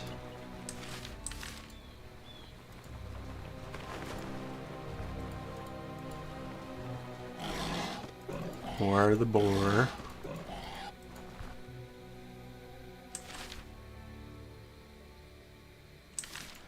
My inner explorer wants to fill in the map.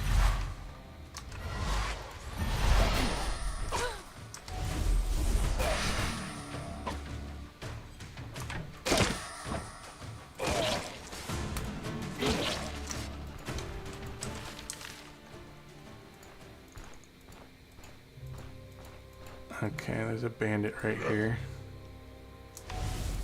And an archer. Let's move them closer to me.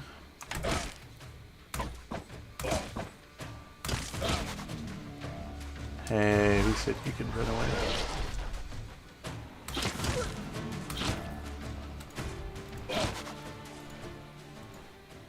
Come back. I know you guys didn't really start that fight because I kind of snuck up on you, but, you know.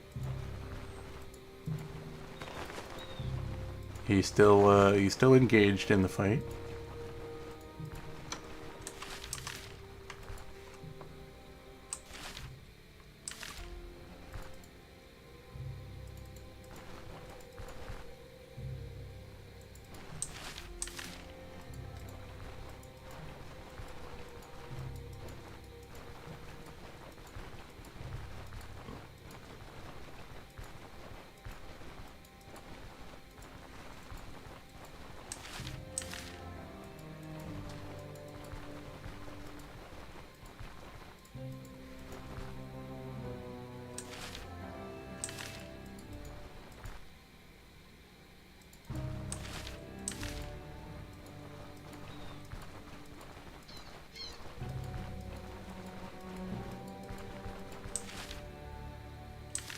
Alright, this road goes off on no direction. I'm assuming this is the way to the Rotten Willow Inn.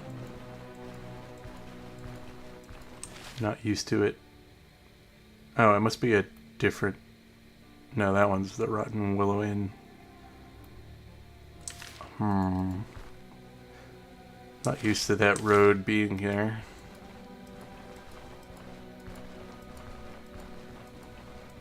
That must be a quicker way to get from this town to Denbury.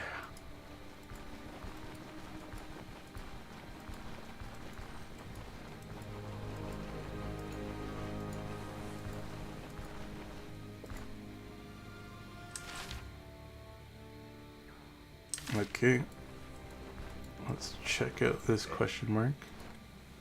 Okay, those are definitely higher level bandits, so we're going to be a little bit careful when we fighting all of them.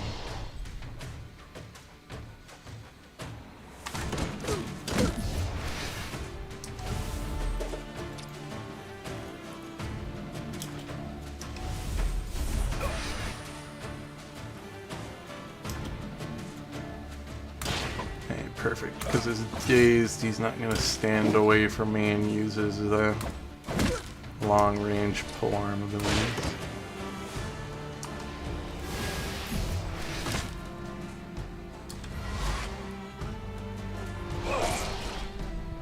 Oops. I just did damage to myself.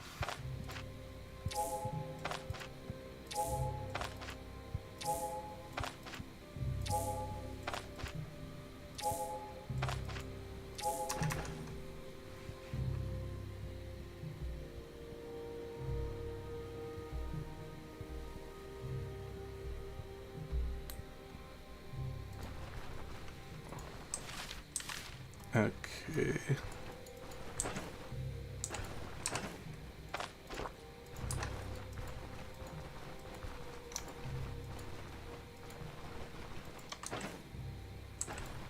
I'm gonna need to eat soon.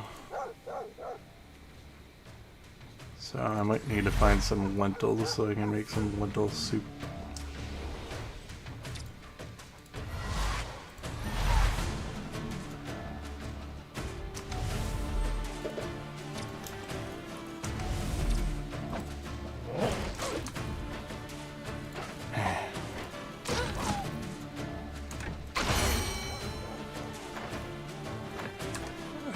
Okay. What do we want? I think we might want to grab this just because we're kind of doing a hybrid melee and magic rotation.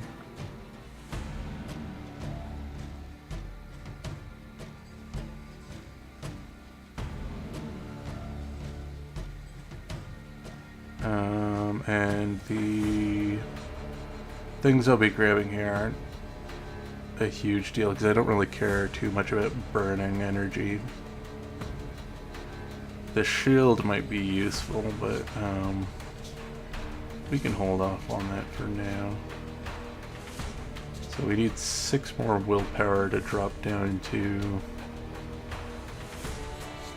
And agility works as well, which is perfect, because I think I might start doing agility once we get to 20 willpower. Just to bring down that backfire chance.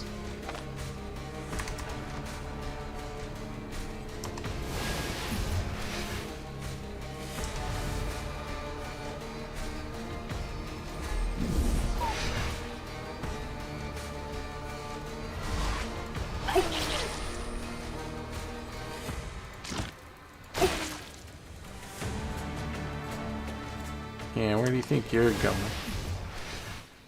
You don't just start with me and then run away, you mongrel.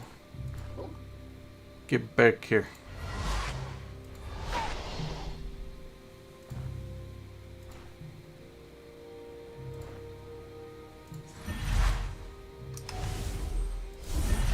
Yeah, no running away, come on. Where do you think you're going?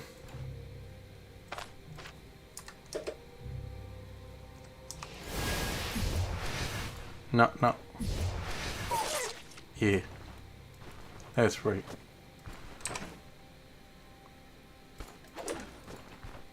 Okay, let's just eat this so that I get under the hunger threshold.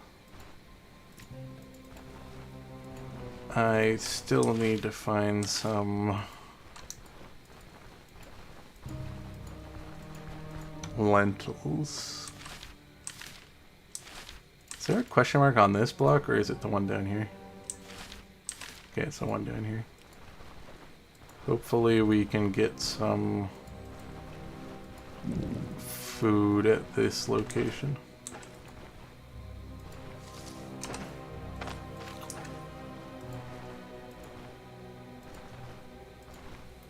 Okay, it's a bandit camp.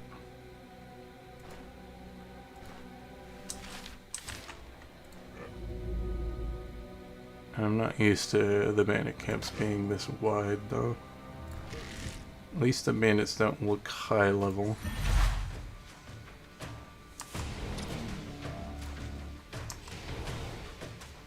And that's an axe one. Let's do this.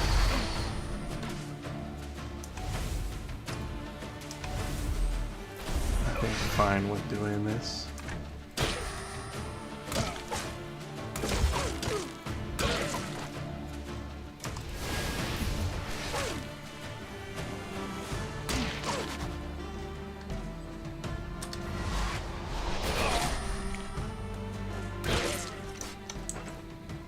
Okay, we sustained a little bit of damage.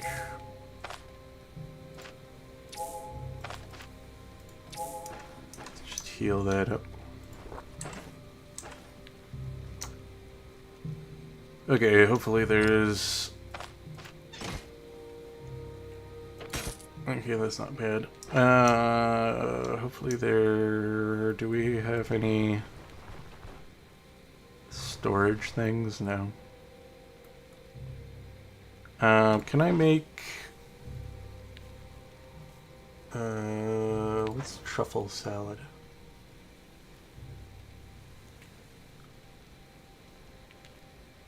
I must have got that recipe in one of the dungeons. I don't remember getting that.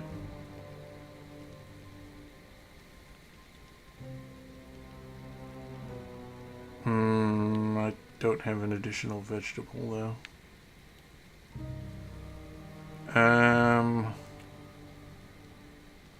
There's like a... Well, I don't have meat either.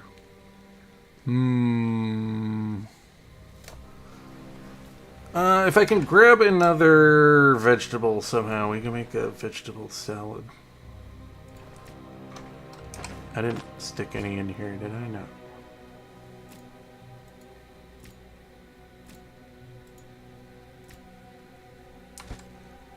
Well, I do have this.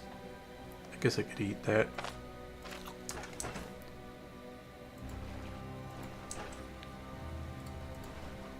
And we're going to want to save so that our progress doesn't get messed with. I'm going to want to get my fatigue down though, because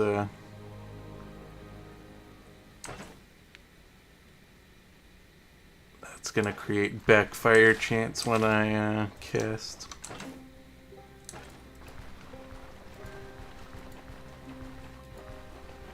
I don't like how that deer is moving, because that means there's enemies on the other side of them that they're trying to avoid.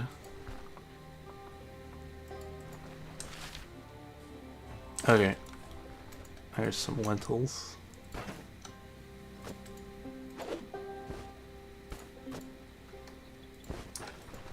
But I will keep them like that so that they fit in the herb bag.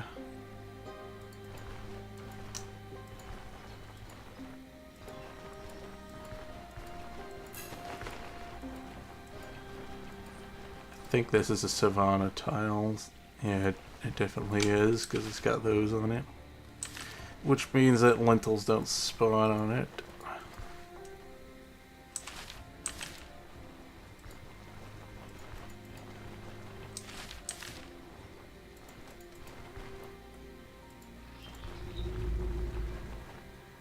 Okay, there's some XP.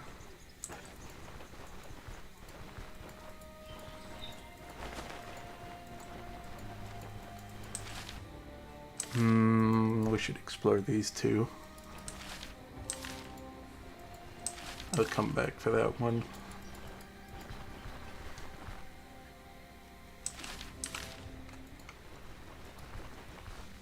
Ooh, a grave. Let's hope for something good.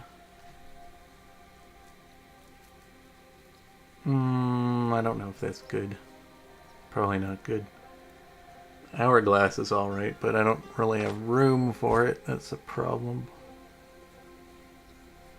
We'll just skip that for now.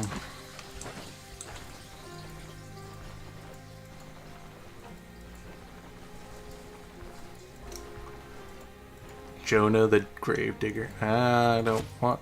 Oops. Uh-oh, that means the bison are going to come over here, right?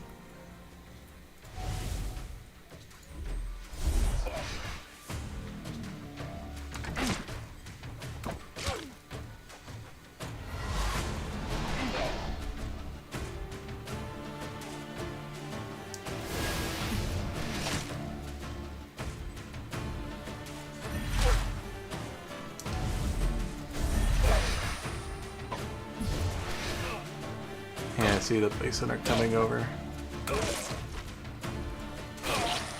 Don't aggro me. Okay.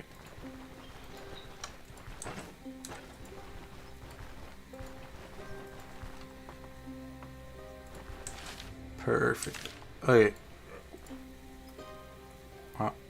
More combat. Okay, let's hope he doesn't... God, there's a war dog.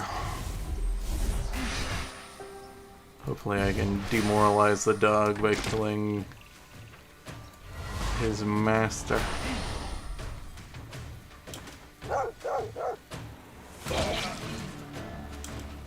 I still want some. Yeah, that's why I don't like the dogs.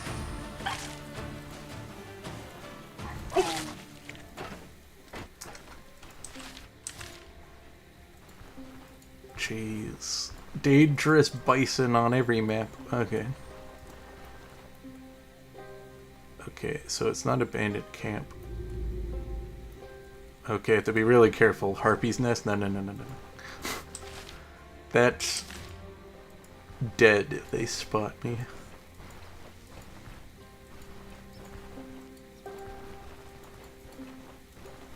The only way I'm gonna save myself from harpies is if I can get the bison's aggro on them, because bisons are still stronger than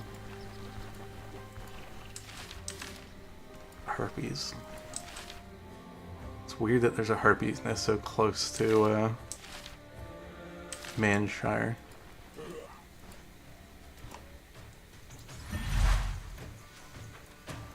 Let's switch these guys on.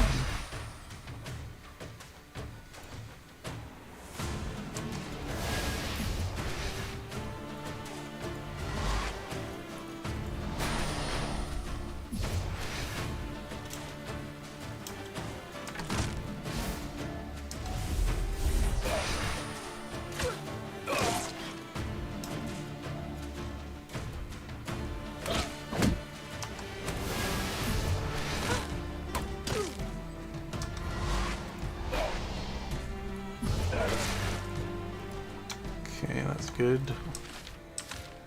So let's just check out this question mark, even though I'm fatigued, which isn't the best, but...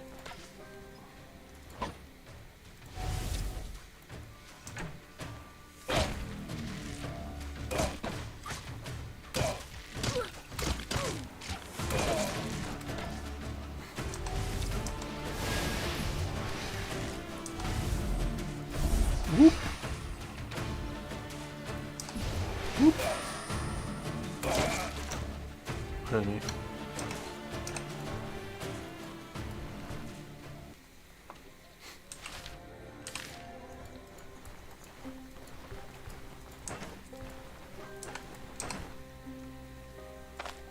Drink that.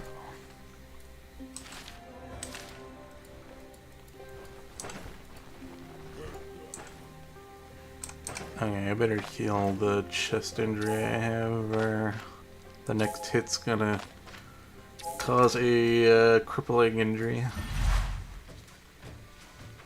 And let's just do this.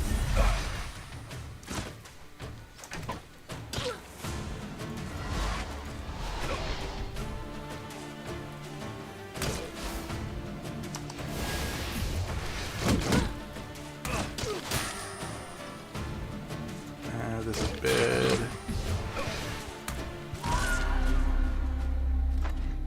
Well.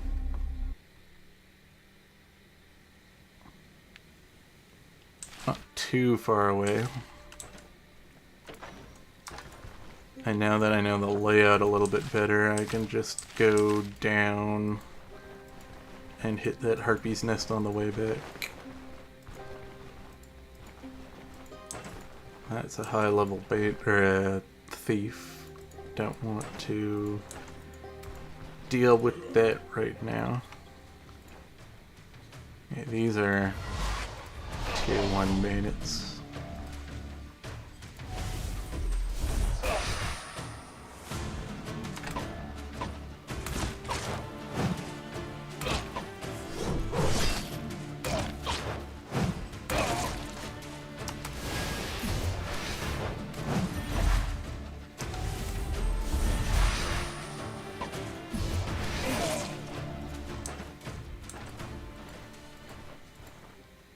Oh, I have a point to spend.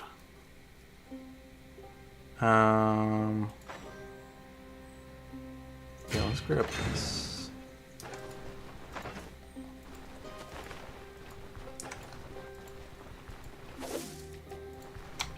Didn't mean to do that.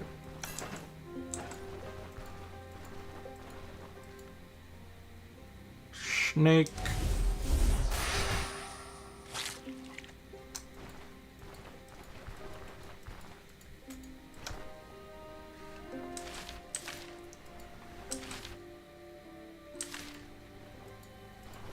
I think this is the tile with the harpy's nest on it.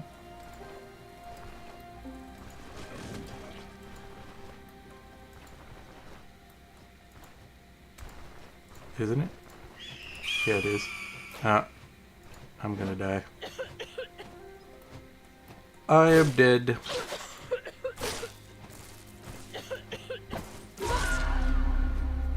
Yep. This is why you don't mess with harpies.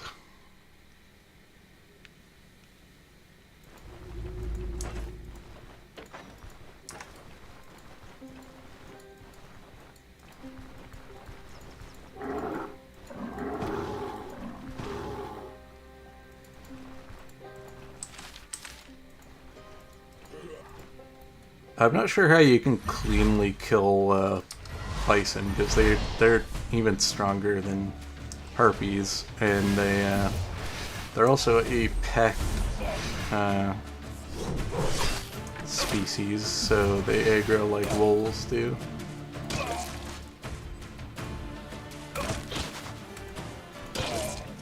I guess you can try to separate them, but even like an individual one is about as strong as a harpy, so...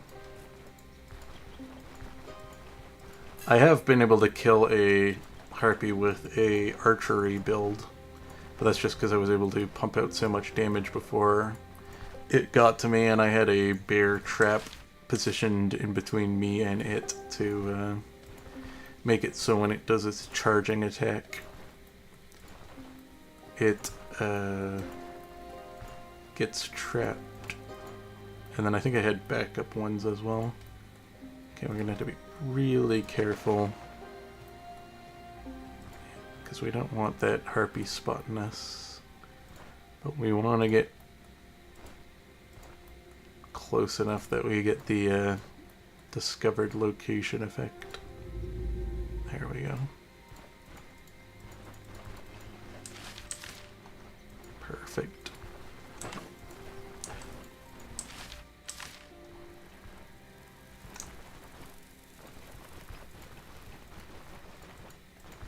Okay.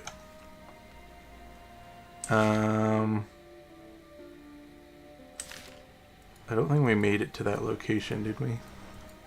So we still don't know what it was.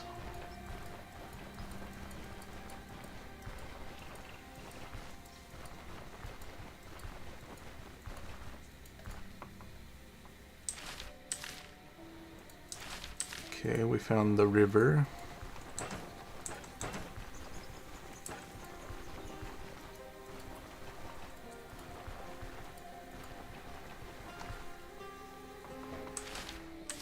Okay, this is the tile. Gonna have to be careful though. At least this is only one guy. Oh no, there's two guys. And then we're gonna have to be careful then.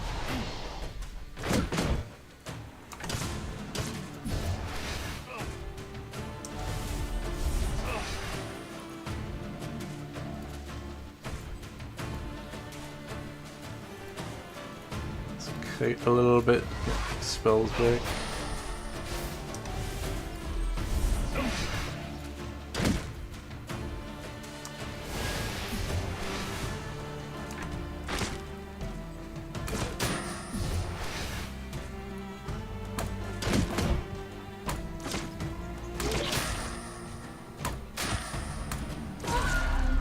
Jeez. Tier 2 Mace Shield Bandits are just too strong.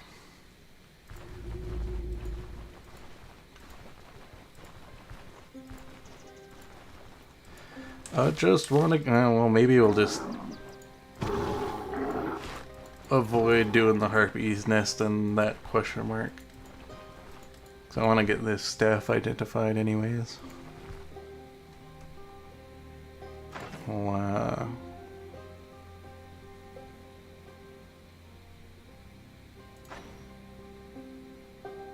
Grab Magic Mastery yet again.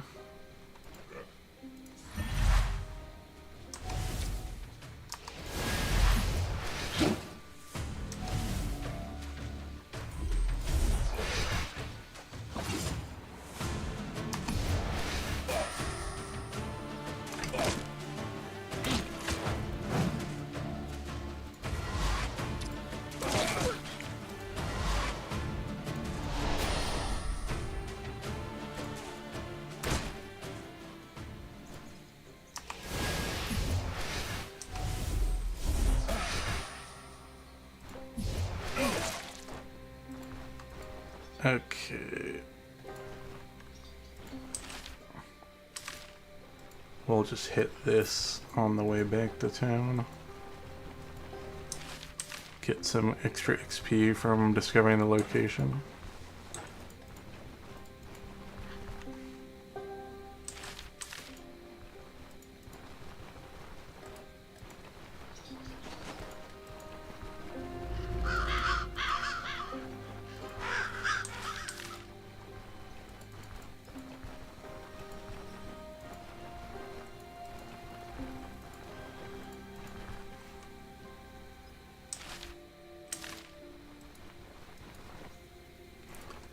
We can dig this up. That might be good if we were like doing an actual, like, you know, durable melee build. But the problem is I'm not going to be able to sell it Me? No, that isn't going to bump it into the threshold where I can sell it. That would have been a decent find. If I wasn't playing a light-wearing character.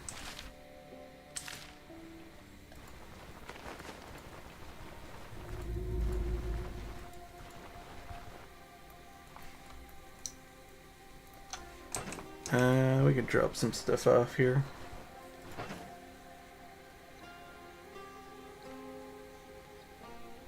I think we might just hold on to the bag for a bit.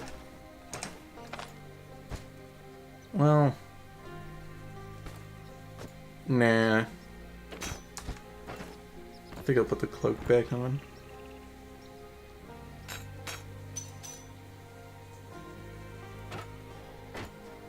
Okay, let's do this just for room-wise so we can get everything out. Stick this here. We're gonna want that for the quest later. That just for repairing. We're gonna be selling these. That I'm gonna sell that as well. I'll eat that just cause. And then I'm gonna sell pretty much everything else. Okay. Let's save just in case there's any issues. Shouldn't be, but it's always worth ensuring no issue.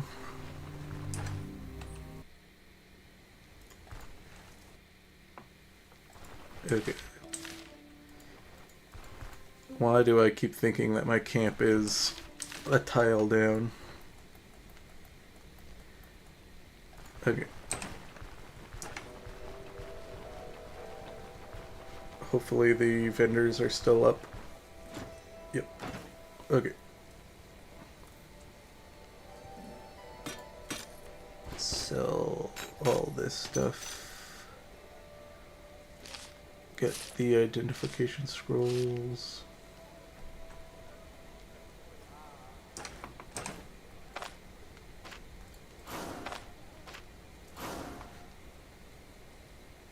Okay, so it'll make my melee a little bit worse. Ooh, but that is a really strong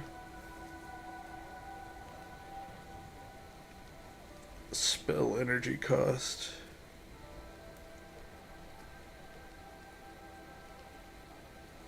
Cooldown duration, spell energy cost, fatigue resistance. Oh, and it has backfire. Yeah, it's just a slightly worse melee weapon, but as a pure caster weapon, it's better.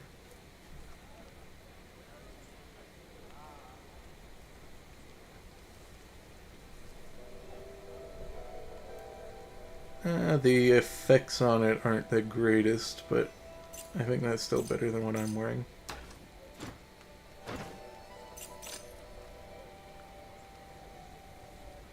Okay.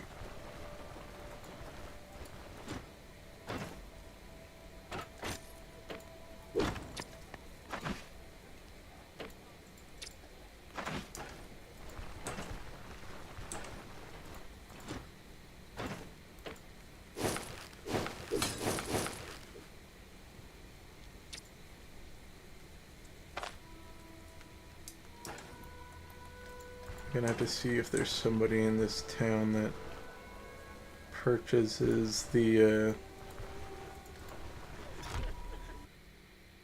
I think maybe he does. No, he doesn't. Okay, I'm gonna have to hold on to that until I can find a herbalist.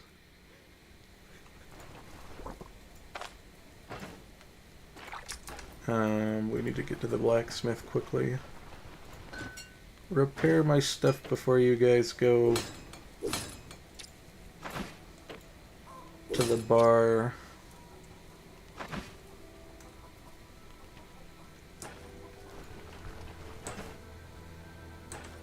I'm gonna grab some food just to top off our hunger. Pancakes. It's a good recipe to get. I don't know if I should afford it at the moment, though.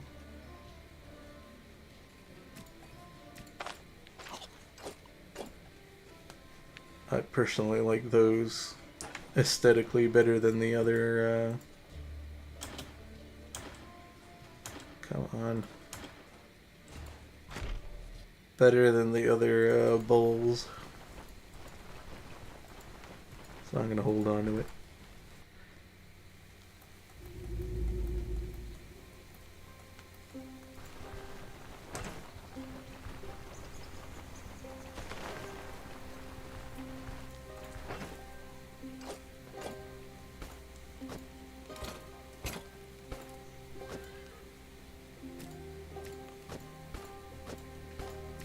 Okay.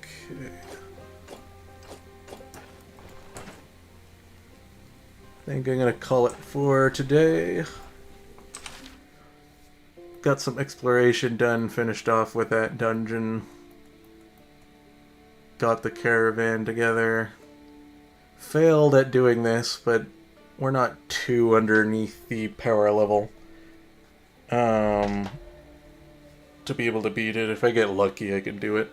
I think now that we have the I should put my cape back on before I forget about it.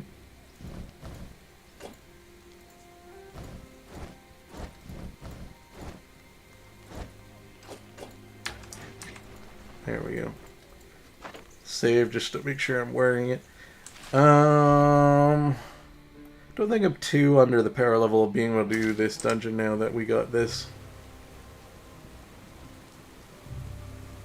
And one more level than we were. It doesn't really boost our power all that much, but we did get one more skill, so that could potentially be the breaking point to being able to defeat the boss without him beating us down before. But anyways, anyone who watches to the end, thank you. Have a great day.